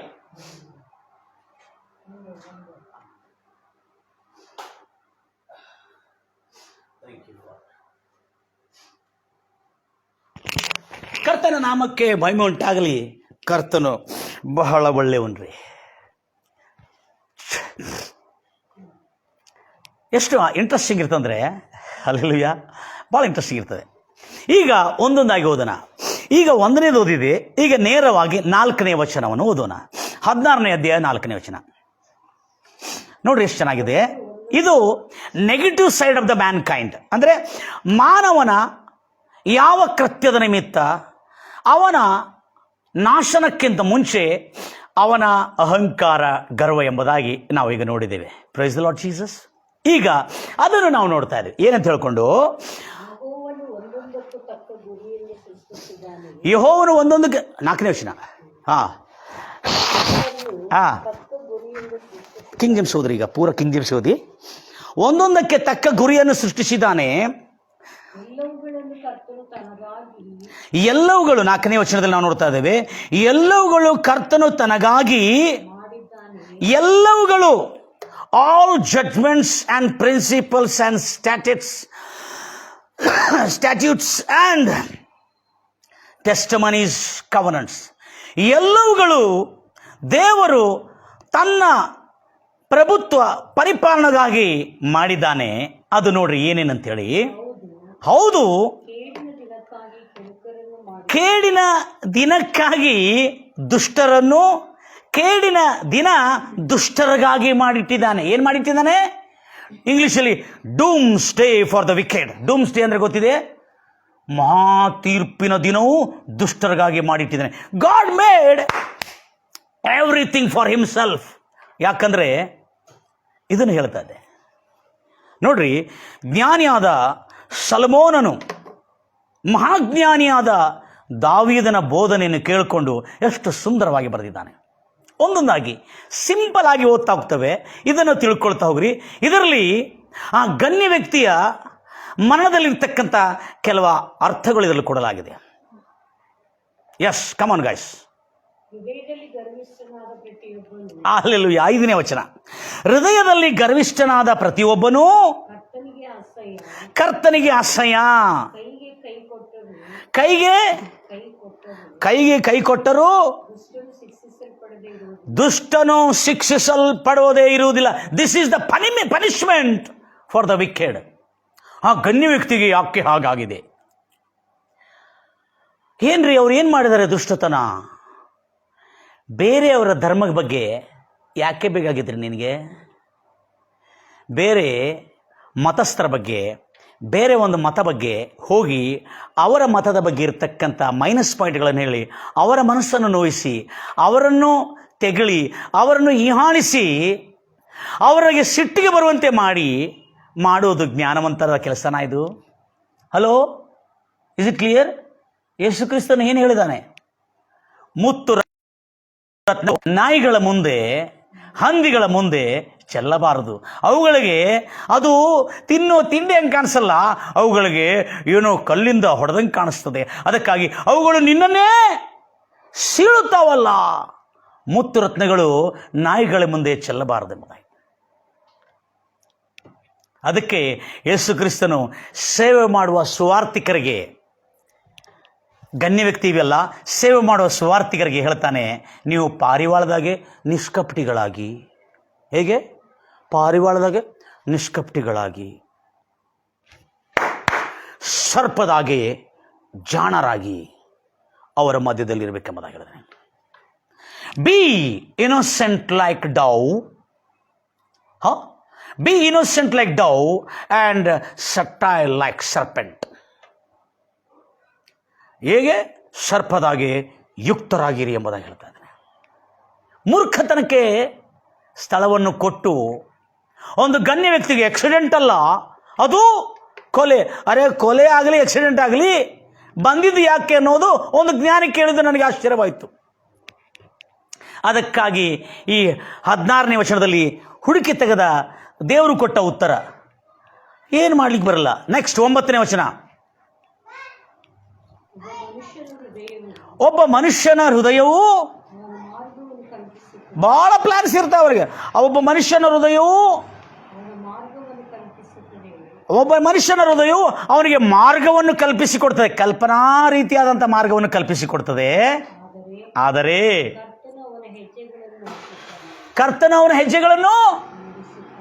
ಕರ್ತನು ಅವನ ಹೆಜ್ಜೆಗಳನ್ನು ಸರಿಪಡಿಸುತ್ತಾನೆ ಅಂತೇಳಿ.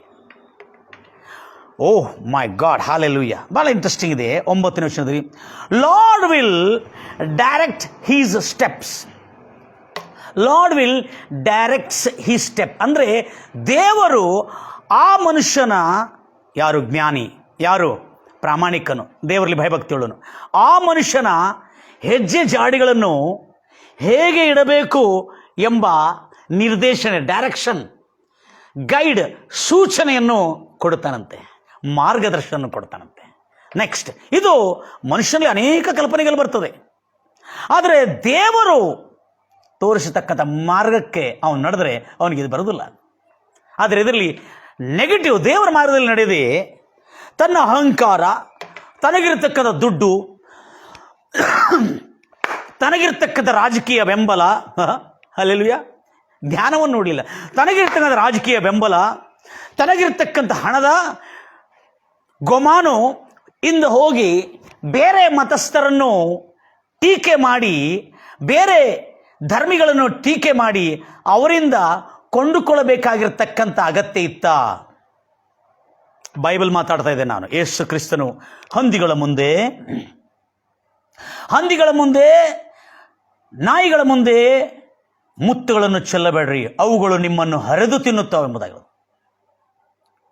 Price Lord Jesus. ಸರ್ಪದಾಗೆ ಜಾಣರು, ಪಾರಿವಾಳದಾಗೆ ನಿಷ್ಕಪಟಿಗಳಾಗಿರಬೇಕು. This is the teaching of our lovely God, Lord Jesus Christ. Next ನಾವು ನೋಡ್ತಾ ಇದ್ದೇವೆ 10ನೇ ವಚನ. ಅರಸನ ತುಟಿಗಳಲ್ಲಿ ಏನಿರಬೇಕು? ಅರಸನ ತುಟಿಗಳಲ್ಲಿ ದೈವೋಕ್ತಿಗಳು ಇರಬೇಕು. ನ್ಯಾಯ ತೀರ್ಪಿನಲ್ಲಿ ಅವನ ಬಾಯಲ್ಲಿ,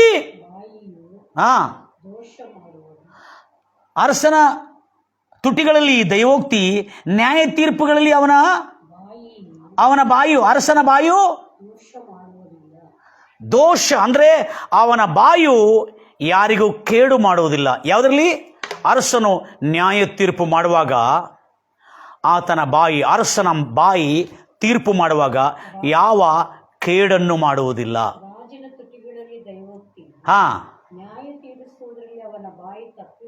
ತಪ್ಪಿ ಹೋಗೋದು. ರಾಜನ ತುಟಿಯಲ್ಲಿ ದೈವೋಕ್ತಿಗಳು, ದೈವವಾಕ್ಯಗಳಿರುವುದು. ನ್ಯಾಯ ತೀರ್ಪು ಮಾಡುವಾಗ ಅವನು ಯಾವತ್ತೂ ತೀರ್ಪಿನಲ್ಲಿ ತಪ್ಪುವುದಿಲ್ಲ. ದಿಸ್ ಈಸ್, ತೀರ್ಪಿನಲ್ಲಿ ತಪ್ಪಿದ್ದಾಗ ಅರಸನಿಗೂ ತೊಂದರೆ ಆಗಿಬಿಡ್ತದೆ. Price Lord Jesus. ನೆಕ್ಸ್ಟ್ ಒಂದೊಂದಾಗಿ ಓದ್ಬಿಡ್ತೇವೆ, ಕೇಳಿಸ್ಕೊಳ್ಳೋಣ. ಈಗ ಓದ್ತಾ ಇರ್ತೇವೆ. ಅದರಲ್ಲಿ 10 ಆಯ್ತು, 12. ಕೆಟ್ಟದನ್ನು ಮಾಡುವವರು ರಾಜನಿಗೆ ಅಸಹ್ಯವಾದವರು ನೀತಿಯಿಂದ ಸಿಂಹಾಸನವು ಸ್ಥಾಪಿಸಲು. ಅಂದರೆ ಕೆಟ್ಟದನ್ನು ಮಾಡುವವರು ರಾಜನ ದೃಷ್ಟಿಯಲ್ಲಿ ಅಸಹ್ಯವಾದವರು, ಆದರೆ ಆ ರಾಜನು ನೀತಿಯಿಂದ ತನ್ನ ಪರಿಪಾಲನೆ ಮಾಡುವವನೆಂಬುದಾಗಿ ಅರ್ಥ. ನೆಕ್ಸ್ಟ್, ಏನು? ನೀತಿಯ ತುಟಿಗಳು. ಹಲೋ, ಕರೆಕ್ಟ್ ಇದೆ, ಅಲ್ಲಿ ನೋಡ್ತಾ ಇದ್ದಾರೆ. ಇದನ್ನೇ 13 ವಚನ. ನೀತಿಯ ತುಟಿಗಳು, ನೀತಿಯ ತುಟಿಗಳು ಅರಸನಿಗೆ ಆನಂದ. Very good. ನೀತಿಯ ತುಟಿಗಳು ಅರಸನಿಗೆ ಆನಂದ. ನ್ಯಾಯವಾದದ್ದನ್ನು ಮಾತಾಡುವವನು, ನ್ಯಾಯವಾಗಿ ಮಾತಾಡುವವರನ್ನು ಅವರು ಪ್ರೀತಿಸುತ್ತಾರೆ. Somewhere we are going. Okay, will come to the point. Let's come back to point. ಈಗ ನಾನು ಹೇಳ್ತಾ ಇದ್ದೀನಿ, ಈಗ 4ನೇ ವಚನ, ಅದನ್ನು ಬಿಟ್ಬಿಡ್ರಿ, ಕಿಂಗ್ ಜೇಮ್ಸ್ ಡೈರೆಕ್ಟ್ ತೊಗೊಂಡ್ಬಿಡಿ. ಎಲ್ಲವುಗಳು ಕರ್ತನು ತನಗಾಗಿ ಮಾಡುವನು. ಹೌದು, ಕೇಡಿನ ಅಂದರೆ ಆ ಮಹಾ ಕೇಡಿನ ದಂಡನೆಯ ದಿನಕ್ಕಾಗಿ, ಕೆಡುಕರಿಗಾಗಿ ಮಹಾದಂಡನೆ ದಿನವನ್ನು ಮಾಡಿಟ್ಟಿದ್ದಾನೆ. ಎಲ್ಲವೂ ತನಗಾಗಿ. ನೆಕ್ಸ್ಟ್ 5ನೇ ವಚನ. ಹೃದಯದಲ್ಲಿ ಗರ್ವಿಷ್ಠರಾದವರಿಗೆ ಪ್ರತಿಯೊಬ್ಬನು ಕರ್ತನಿಗೆ ಅಸಹ್ಯವಾದವನು, ಕೈಗೆ ಕೈ ಕೊಟ್ಟರೂ ದುಷ್ಟನು ಶಿಕ್ಷೆಯನ್ನು ಹೊಂದದೆ ತಪ್ಪಿಸಿಕೊಳ್ಳದ. ಅವನಿಗೆಷ್ಟು ದುಡ್ಡಿರಲಿ, ಅವನಿಗೆಷ್ಟು ರಾಜಕೀಯ ಬೆಂಬಲ ಇರಲಿ, ಅವನಿಗೆಷ್ಟು ಜ್ಞಾನ ಬುದ್ಧಿ ವಿವೇಕ ಇರಲಿ, ಅವನೆಷ್ಟು ಚಾಣಕ್ಯನಾಗಿರಲಿ, ಏನಾಗಿರಲಿ, ಚಾಣಕ್ಯನಾಗಿರಲಿ, ಅವನು ಶಿಕ್ಷೆಗೆ ದುಷ್ಟನು ತಪ್ಪಿಸಿಕೊಳ್ಳುವುದಿಲ್ಲ. This is the answer from the Bible. Next 9ನೇ ವಚನ. ಒಬ್ಬ ಮನುಷ್ಯನ ಹೃದಯವು ಅವನಿಗೆ ಸ್ವಂತ ಮಾರ್ಗವನ್ನು, ನೋಡ್ರಿ, a man's heart plans his own way. ಅಂದರೆ ಮನುಷ್ಯನ ಹೃದಯವು ತನ್ನ ಸ್ವಂತ ಯೋಜನೆಗಳನ್ನು ಮಾಡಿಕೊಳ್ಳುತ್ತಾನೆ. ಅಪ್ಪನೇ आपको बहुत शाना समझता है दुष्ट. ಆದರೆ ಕರ್ತನು ಅವನ ಹೆಜ್ಜೆ ಜಾಡಿಗಳನ್ನು ಸನ್ಮಾರ್ಗಕ್ಕೆ ನಡೆಸುತ್ತಾನೆ. ಆದರೆ ಕರ್ತನ ಮಾತಿಗೆ ನೀನು ಶರಣನಾಗಿದೆಯಾ? ನೆಕ್ಸ್ಟ್, ಈಗ ನೆಕ್ಸ್ಟ್ ಇಲ್ಲಂದ್ರೆ ಎಷ್ಟು ಕಮಾಡ್ಬೇಕು? 9 10 ಅರ್ಥನ ತುಟಿಗಳು. ಅರಸನು ನ್ಯಾಯವಾಗಿ ಆಳಬೇಕಲ್ಲ, ಆ ಅರಸನ ತುಟಿಯಲ್ಲಿ ದೈವೋಕ್ತಿಗಳು. ನ್ಯಾಯ ತೀರ್ಪಿನಲ್ಲಿ ಅವನ ಬಾಯಿಯು ತಪ್ಪು ಮಾಡುವುದೇ ಇಲ್ಲ. ಅವನ ಬಾಯಲ್ಲಿ ಏನುಂಟಾಗುವುದಿಲ್ಲ? ಅವನು ತಪ್ಪು ಮಾಡುವುದಿಲ್ಲ ಅವನ ಬಾಯಲ್ಲಿ. Yes, very good, excellent. Next, ಈಗ 12ನೇ ವಚನ. ಕೆಟ್ಟದನ್ನು, ದ್ರೋಹವನ್ನು, ಕೇಡನ್ನು ಮಾಡುವವರು ರಾಜರಿಗೆ ಅಸಹ್ಯರು. ನೀತಿಯಿಂದ ಸಿಂಹಾಸನವು ಸ್ಥಾಪಿಸಲ್ಪಡ್ತದೆ. ನೆಕ್ಸ್ಟ್ 18ನೇ ವಚನ. ಕ್ಷಮಿಸಿ, ಎಲ್ಲಿ ಬಂದಿದೆ? 12. ಓಕೆ, ಈಗ 13 14. ನೀತಿಯ ತುಟಿಗಳು ಅರಸನಿಗೆ ಆನಂದವಾಗಿರುವುದು. ನ್ಯಾಯವಾದದ್ದನ್ನು ಮಾತಾಡುವವನನ್ನು ಅವರು ಪ್ರೀತಿಸುತ್ತಾರೆ, ಅವುಗಳನ್ನು ಪ್ರೀತಿಸುತ್ತಾರೆ. ನೆಕ್ಸ್ಟ್, ಈಗ ಲಿಸನ್ ಕೇರ್ಫುಲಿ ಮೈ ಡಿಯರ್ ಬ್ರದರ್ ಸಿಸ್ಟರ್. ಅರಸನ ಕೋಪವು ದ ಮೆಸೆಂಜರ್ ಆಫ್ ಡೆತ್. ಅರಸನ ಕೋಪವು ಮರಣ ದೂತದಂತೆ ಇರುತ್ತದೆ, ಮರಣದ ಸಂದೇಶಕನಂತಿರುತ್ತದೆ. ಹಲ್ಲೆಲೂಯ. ಅರಸನ ಕೋಪವು ಮರಣ ದೂತದಂತಿರ್ತದೆ. ಜ್ಞಾನಿಯ ಹೃದಯ, ಜ್ಞಾನಿಯು ಅದನ್ನು ಶಮನಪಡಿಸುತ್ತಾನೆ, ಅದನ್ನು ಶಾಂತಗೊಳಿಸುತ್ತಾನೆ. ಇಲ್ಲಿ ತನ್ನನ್ನು ತಾನು ಜ್ಞಾನಿ ಅಂದುಕೊಂಡಿದ್ದವನು ಇನ್ನೂ ರೇಗಿಸಿದಾನೆ ಹೊರತು ಅದನ್ನು ಶಾಂತಪಡಿಸಲಿಕ್ಕೆ ಪ್ರಯತ್ನ ಮಾಡಿಲ್ಲ. ಕೊನೆಯದಾಗಿ ಪ್ರಯತ್ನ ಮಾಡಲಿಕ್ಕೆ ಹೋಗಿದ್ದಾನೆ, ಸಮಯ ಮೀರಿ ಹೋಯಿತು. Hello, it's very interesting answer for you. ಯಾಕಂದರೆ ಅನೇಕ ಜನರನ್ನು ಮಂಗನಾಗಿ ಮಾಡಿದರು ಅವರು. ಯಾರು?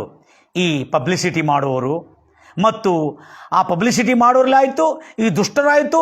ಈ ದುಷ್ಟರೆಲ್ಲರ ಮಧ್ಯದಲ್ಲಿ ಮಂಗನಂತೆ ಕೂತ್ಕೊಂಡು ಮಂಗನಾಗಿ ಮಾಡಲ್ಪಟ್ಟಿರ್ತಕ್ಕಂಥ ಅನೇಕ ಜನರನ್ನು ಇವತ್ತು ದೇವರು ಆ ಅಜ್ಞಾನದಿಂದ ಹೊರತರಲಿ ಎಂಬುದಾಗಿ ನನ್ನ ಕಳಕಳೆಯ ವಿನಂತಿಯಿಂದ ಬರತಕ್ಕಂಥ ಈ ದೈವೋಕ್ತಿಗಳು. ಎಸ್, ನನ್ನ ಪ್ರಿಯ ಸಹೋದರಿ ಸಹೋದರೇ, ಮರಣದೂತ ಬಂದಿರುವಾಗ ಅರಸನ ಸಿಟ್ಟು ಕ್ರೋಧ, ಮರಣದೂತ ಆತನ ಸಮೀಪಕ್ಕೆ ಬಂದ ಹಾಗೆ ಆ ಸಮಯದಲ್ಲಿ ಜ್ಞಾನಿಯು ಅದನ್ನು ಶಮನಪಡಿಸುತ್ತಾನೆ, ಅಂದರೆ ಅದನ್ನು ಶಾಂತಪಡಿಸುತ್ತಾನೆ. ಅಂದರೆ ಜ್ಞಾನಿ ಎಂದುಕೊಂಡವನು ತನ್ನನ್ನು ಆ ಶಾಂತಪಡಿಸದೆ ತಾನು ವಿಫಲನಾದನೆಂಬುದಾಗಿ ಈ ಕಾರ್ಯದಲ್ಲಿ ನಾವು ನೋಡ್ತಾ ಇದ್ದೇವೆ. Price the Lord Jesus. Next interesting ಇದೆ. ಹಲ್ಲೆಲೂಯ. ಈಗ 15ನೇ ವಚನ. ಅರಸನ ಮುಖದ ಬೆಳಕಿನಲ್ಲಿ, ಆ ದೈವೋಕ್ತಿಯ, ಆ ದೇವರ ಮುಖದ ಬೆಳಕಿನಲ್ಲಿ, ಅರಸನ ಮುಖದ ಬೆಳಕಿನಲ್ಲಿ ಜೀವ, ಮರಣ ಅಲ್ಲ, ಅರಸನ ಮುಖದ ಬೆಳಕಿನಲ್ಲಿ ಜೀವ, ಅವನ ದಯೆಯು ಹಿಂಗಾರು ಮಳೆಯ ಮೇಘದಂತೆ. ಅಂದರೆ ಹಿಂಗಾರು ಮಳೆ ಬರಲಿಕ್ಕೆ ಮುಂಚೆ ಮೊದಲು ಮೇಘ ಬರುತ್ತದೆ, ದಯೆ ಮೇಘ. ಎಂಥ ಮೇಘ? ದಯಾ ಕನಿಕರವುಳ್ಳ ಮೇಘ. ಜ್ಞಾನಿಯೇ ಮೂರ್ಖನಾಗಬೇಡ ಎಂಬುದಾಗಿ. ಎಸ್, ನೆಕ್ಸ್ಟ್ ಈಗ ಬರ್ತಾ ಇದ್ದೇವೆ ಕಾರಣ ಏನೆಂಬುದಾಗಿ. ಏನು ಹೀಗೆ ಆಗಿದ್ದಕ್ಕೆ ಕಾರಣ ಏನು? ಹಲ್ಲೆಲೂಯ. 18ನೇ ವಚನ, 16ನೇ ಅಧ್ಯಾಯ 18ನೇ ವಚನ, ಜ್ಞಾನೋಕ್ತಿ. ನಾಶನಕ್ಕೆ ಮುಂದಾಗಿ ಗರ್ವ. ಆಕ್ಸಿಡೆಂಟಲ್ ಇದು ಏನದು? ಆಕ್ಸಿಡೆಂಟಲ್ ಇದು ಕೊಲೆ. ಓಕೆ, ಆಕ್ಸಿಡೆಂಟ್ ಆಗಲಿ ಕೊಲೆ ಆಗಲಿ, ನಾಶನಕ್ಕೆ ಮುಂದೆ ಗರ್ವ. ನಾಶನಕ್ಕೆ ಮುಂದೆ ಗರ್ವ ಬರುತ್ತದೆ. ಆಮೇಲೆ ಬೀಳಲಿಕ್ಕೆ ಮುಂಚೆ, ಒಂದು ದೊಡ್ಡ ಸ್ಥಾನದಿಂದ ಕೆಳಗೆ ಬೀಳಲಿಕ್ಕೆ ಮುಂಚೆ ಏನು ಬರ್ತದೆ? ಜಂಬದ ಮನಸ್ಸು. ಬಹಳ ಚೆನ್ನಾಗಿದೆ, ಜಂಬದ ಮನಸ್ಸು. Wonderful reading. ಹಲ್ಲೆಲೂಯಾ. ನೆಕ್ಸ್ಟ್ ಈಗ ಬರ್ತಾ ಇದ್ದೇವೆ ನಾವು. ಅಲ್ಲಲ್ಲ, 22.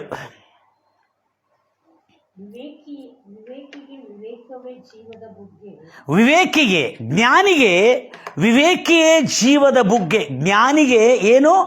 Understanding is the well spring of life to him who has it. ಒಂದು ಜ್ಞಾನಿಗೆ ತಿಳುವಳಿಕೆ ಅವನಿಗೆ ಜೀವದ ಬುಗ್ಗೆ ಆಗಿರ್ತದೆ ಹೊರತು ಮರಣದ ನಾಶವಾಗಿರುವುದಿಲ್ಲ. ಒಂದು ಜ್ಞಾನಿಗೆ ತಿಳುವಳಿಕೆ, ದೇವರ ವಾಕ್ಯದಿಂದ ಉಂಟಾಗತಕ್ಕಂಥ ತಿಳುವಳಿಕೆ ಬಿಟ್ಟು ತನ್ನ ಜ್ಞಾನ, ತನ್ನ ಬುದ್ಧಿ, ತನ್ನ ಅಹಂಕಾರ, ತನಗಿರ್ತಕ್ಕಂಥ ವೈಭವ, ದುಡ್ಡು, ಐಶ್ವರ್ಯ, ರಾಜಕೀಯ ಬೆಂಬಲ ಎಂಬ ಗರ್ವ ಅಹಂಕಾರದಿಂದ ಮೆರೆದು ಕೂಡಲೇ ಬಂದಿರತಕ್ಕಂಥ ನಾಶ. ನೆಕ್ಸ್ಟ್, ಬುದ್ಧಿಹೀನ. But the correction of fools is fool. ಅಂದರೆ ಬುದ್ಧಿಹೀನರು ಬೋಧನೆಯು ಇನ್ನೂ ದೊಡ್ಡ ಮೂರ್ಖತನ. ಅಂದರೆ ಅರ್ಥ ಏನು? ಈಗ ಈ ಬುದ್ಧಿಹೀನರು ಸಾರಿ ವದಂತಿ ಮಾಡ್ತಿರ್ತಕ್ಕಂಥ, ಒಂದು ದೊಡ್ಡ ರೂಮರ್ ಸ್ಪ್ರೆಡ್, ವೈರಲ್ ಮಾಡ್ತಿರ್ತಕ್ಕಂಥ ಈ ನ್ಯೂಸನ್ನು ಕೇಳತಕ್ಕಂಥವ್ರು ಮಹಾಮೂರ್ಖರು ಎಂಬುದಾಗಿ ಹೇಳ್ತಾ ಇದ್ದಾನೆ. ಹಲ್ಲೆಲೂಯಾ. ಎಲ್ಲ ಹೇಳ್ತಾ ಇದ್ರೆ ಫೂಲ್ಸ್ ನೋಡ್ರಿ, the correction of fools is folly. ಅಂದರೆ ಇವ್ರು ಬಂದು ಅವನು ಹೀಗೆ ಮಾಡ್ತಾನೆ, ಇವನು ತಪ್ಪು ಮಾಡ್ತಾನೆ, ಇವನು ಸರಿಯಾಗಿ ತೆರಿಗೆ ಮಾಡಿಲ್ಲ, ಇದು ಹತ್ಯೆ ಅಲ್ಲ, ಇದು ಕೊಲೆ ಅಂತೇಳಿ ಕರೆಕ್ಷನ್ ಮಾಡುವ ಕೆಲವು ಮೂರ್ಖರು. ಆ ಮೂರ್ಖರನ್ನು ಕೇಳುವವನು ಮಹಾಮೂರ್ಖರು ಅಂತ ಹೇಳ್ತಾ ಇದ್ದಾನೆ. ನೆಕ್ಸ್ಟ್ 25.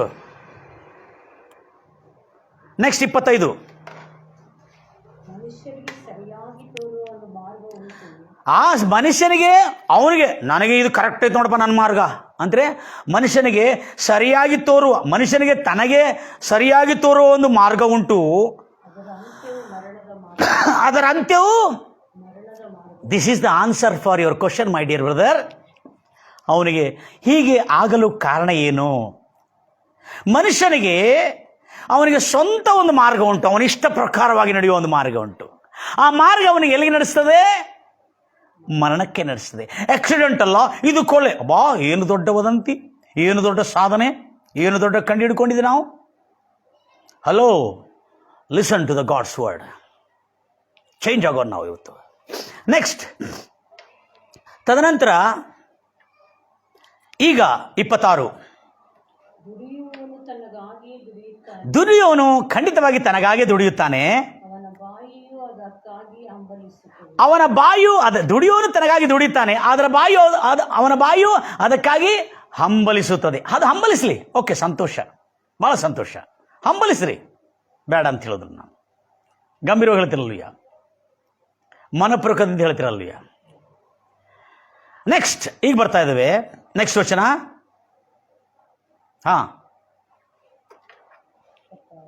26 ಆದಮೇಲೆ ಕಂಟಿನ್ಯೂ ಮಾಡಿ. ದುಡಿಯುವವನು ತನಗಾಗಿ, ನೆಕ್ಸ್ಟ್ 26 ಆದಮೇಲೆ ಭಕ್ತಿಹೀನನು ದುಷ್ಟತ್ವವನ್ನು ಅಗೆಯುತ್ತಾನೆ. ಇಂಗ್ಲಿಷಲ್ಲಿ ದುಷ್ಟನು ಕೇಡಿನ ಕುನಿಯನ್ನು ಅಗೆದಿಡುತ್ತಾನೆ, ಹಡ್ಡಿಡ್ತಾನಂತೆ. ದುಷ್ಟನು ತನ್ನ ಕೇಡಿನ ಕುನಿಯನ್ನು ಅವನೇ ಅಗೆದಿಡುತ್ತಾನೆ. ನೀಚನು ಕೇಡೆಂಬ ಕುಣಿಯನ್ನು ತೋಡುತ್ತಾನೆ, ನೀಚನು ಕೇಡೆಂಬ ಕುಣಿಯನ್ನು ತೋಡುತ್ತಾನೆ, ಅವನ ತುಟಿಗಳಲ್ಲಿ ಬೆಂಕಿ ಉರಿಯುತ್ತದೆ. ಅವನ ತುಟಿಗಳಲ್ಲಿ ಅವನ ಜೀವನಕ್ಕೆ ಅಂಟಿಸುವ ಬೆಂಕಿ ಉರಿಯುತ್ತಾ ಇರ್ತದೆ. ದುಷ್ಟನು ನಾಶನದ ಕುಣಿಯನ್ನು ತಾವೇ ತೋಡುತ್ತಾನಂತೆ. ಹಲ್ಲೆಲೂಯ. ಅವನ ತುಟಿಗಳಲ್ಲಿ ಬರ್ತಕ್ಕಂಥ ಮಾತು ಬೆಂಕಿ ಹಾಗೆ ಉಂಟಾಗಿರುವಾಗ ಆ ಬೆಂಕಿಯ ಪ್ರತಿಕ್ರಿಯೆ ಈ ವ್ಯಕ್ತಿಗೆ ಬಂದಿದೆ, ಈ ಗಣ್ಯ ವ್ಯಕ್ತಿಗೆ. Price the Lord Jesus. ಗಂಭೀರವಾಗಿ ಹೇಳ್ತಿರಲ್ವಯ್ಯ. ಎಲ್ಲ ಕೆಲವು ಮಂಗನಂತೆ ಕೂತ್ಕೊಂಡು ನಾವು ಅದರಲ್ಲಿ ನಮ್ಮನ್ನು ಮಂಗನಾಗಿ ಮಾಡಿರುವಾಗ ನಾವು ಮಂಗನಾಗಿ ಹೋಗ್ಬಿಟ್ಟಿದ್ದೇವೆ. ಆದರೆ ಈಗ ಎಚ್ಚೆತ್ತುಕೊಳ್ಳೋಣ. ಈ ಪಬ್ಲಿಸಿಟಿ ಹೊಂದಬೇಕೆಂಬುದಾಗಿ ಹೇಳ್ಕೊಳ್ತಕ್ಕಂಥ ಇವರ ವದಂತಿಗಳನ್ನು ಕೇಳಿ ಬೈಬಲನ್ನು ಓದೋದು ಬಿಟ್ಟು, ಪ್ರಾರ್ಥನೆ ಮಾಡೋದು ಬಿಟ್ಟು, ಯಾವಾಗ ನೋಡಿದ್ರೆ ಟಿ ವಿ ಮುಂದೆ, ವಾಟ್ಸಪ್ ಮುಂದೆ, ಇನ್ಸ್ಟಾಗ್ರಾಮ್ ಮುಂದೆ, ಫೇಸ್ಬುಕ್ ಮುಂದೆ ಕೂತ್ಕೊಂಡು ಈ ಕೆಟ್ಟ ಸುದ್ದಿಗಾಗಿ ಸಮಯವನ್ನು ಖರ್ಚು ಮಾಡ್ತಿರ್ತಕ್ಕಂಥ ನಮ್ಮಂಥ ಮೂರ್ಖರು ಇವತ್ತು ಸ್ವಲ್ಪ ಎಚ್ಚೆತ್ತುಕೊಳ್ಳಬೇಕು. ನೆಕ್ಸ್ಟ್,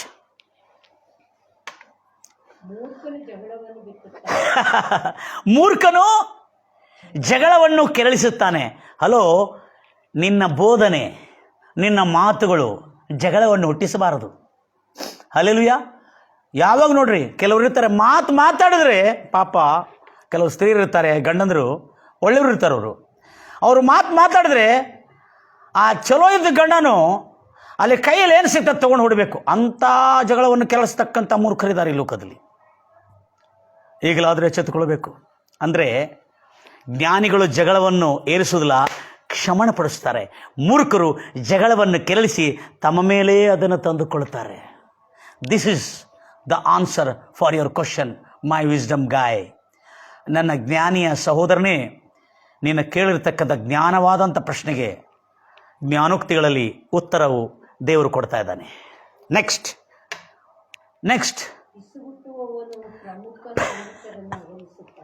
ಪಿಸುಗುಟ್ಟುವನು, ಕಿವಿಯಲ್ಲಿ ಪಿಸುಗುಡ್ತಾನಲ್ಲ, ಅವನು ಒಳ್ಳೆ ಸ್ನೇಹಿತರ ಮಧ್ಯದಲ್ಲಿ ಜಗಳವನ್ನು ಕೆರಳಿಸ್ತಾನಂತೆ. ಅಂದರೆ ಅರ್ಥ ಏನು? ಪಿಸುಗುಟ್ಟುವನು, ನಿಂಗೆ ಗೊತ್ತಾಯ್ತಾ ಏನಾಗಿದೆ? ಕಿವಿ ತೆರೆದುಕೊಂಡು ಕುಂತೀರಾ? Very good. ಇಲ್ಲಿ ಚೆನ್ನಾಗಿದೆ.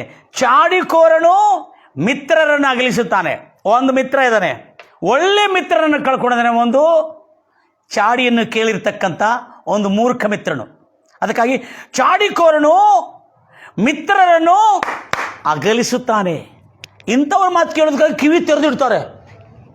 ನಾ ಹೇಳಿದೆನಲ್ಲ, ಮಹಾತ್ಮ ಗಾಂಧಿ ಮಂಗಗಳು ಕಿವಿ ಮುಚ್ಕೊಂಡು ಒಂದೇ ಸ್ಥಳದಲ್ಲಿ ಕೂತ್ಕೊಂಡು, ಕಿವಿ, ಕಣ್ಣು ಮತ್ತು ಬಾಯಿ. ಆದರೆ ಈ ಮಂಗಗಳು ಈ ಚಾಡಿಕೋರನ ಮಾತನ್ನು ಕೇಳೋದಕ್ಕಾಗಿ ಕಿವಿ ತೆರೆದು ಮನಿ ಹಾರಿ ಹೋಗ್ತಾ ಇದ್ದಾವೆ ಕೇಳಲಿಕ್ಕೆ. Price the Lord Jesus. ಸ್ವಲ್ಪ ಎಚ್ಚೆತ್ತುಕೊಳ್ಳೋಣ, ಮಂಗಗಳಿಗೆ ತಿಳಿಯಲಿ ಎಂಬುದಾಗಿ. ನೆಕ್ಸ್ಟ್, ಬಲಾತ್ಕಾರಿಯು ಅಂದರೆ ಒಂದು ದೌರ್ಜನ್ಯ ಮಾಡುವವನು, ಒಂದು ಹಿಂಸಕನು, ಒಂದು ಹಿಂಸಾತ್ಮಕನು, ಒಂದು ರೌಡಿ ಆಗಲಿ, ಗುಂಡ ಆಗಲಿ, ಒಂದು ದುಷ್ಟನಾಗಲಿ, ಅವನನ್ನು ಬಲಾತ್ಕಾರಿ ಎಂಬುದಾಗಿ ಹೇಳ್ತಾರೆ. ಇಂಗ್ಲೀಷಲ್ಲಿ ವೈಲೆಂಟ್ ಅಂತಿದೆ. ಅಂದರೆ ಒಂದು ಹಿಂಸಕನು ನೆರೆಯವರನ್ನು, ಅಂದರೆ ಅವನ ಫ್ರೆಂಡ್ಸ್ಗಳನ್ನು ದಾರಿ ತಪ್ಪಿಸ್ತಾನೆ. ಅದರಿಂದ ಜಾಗರೂಕರಾಗಿರಬೇಕು. ಯಾಕಂದರೆ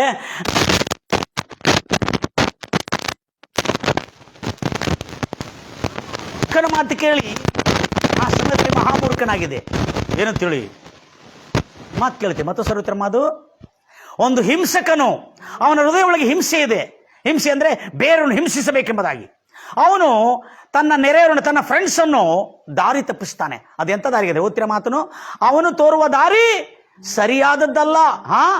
ನೆರೆಯವನನ್ನು ಮರಳುಗೊಳಿಸಿ ನೆರೆಯವನನ್ನು, ಅವನ ಫ್ರೆಂಡ್ಸ್ಗಳನ್ನು, ಅವನ ಸ್ನೇಹಿತರನ್ನು ಮರಳುಗೊಳಿಸಿ ದುರ್ಮಾರ್ಗಕ್ಕೆ ನಡೆಸ್ತಾನೆ.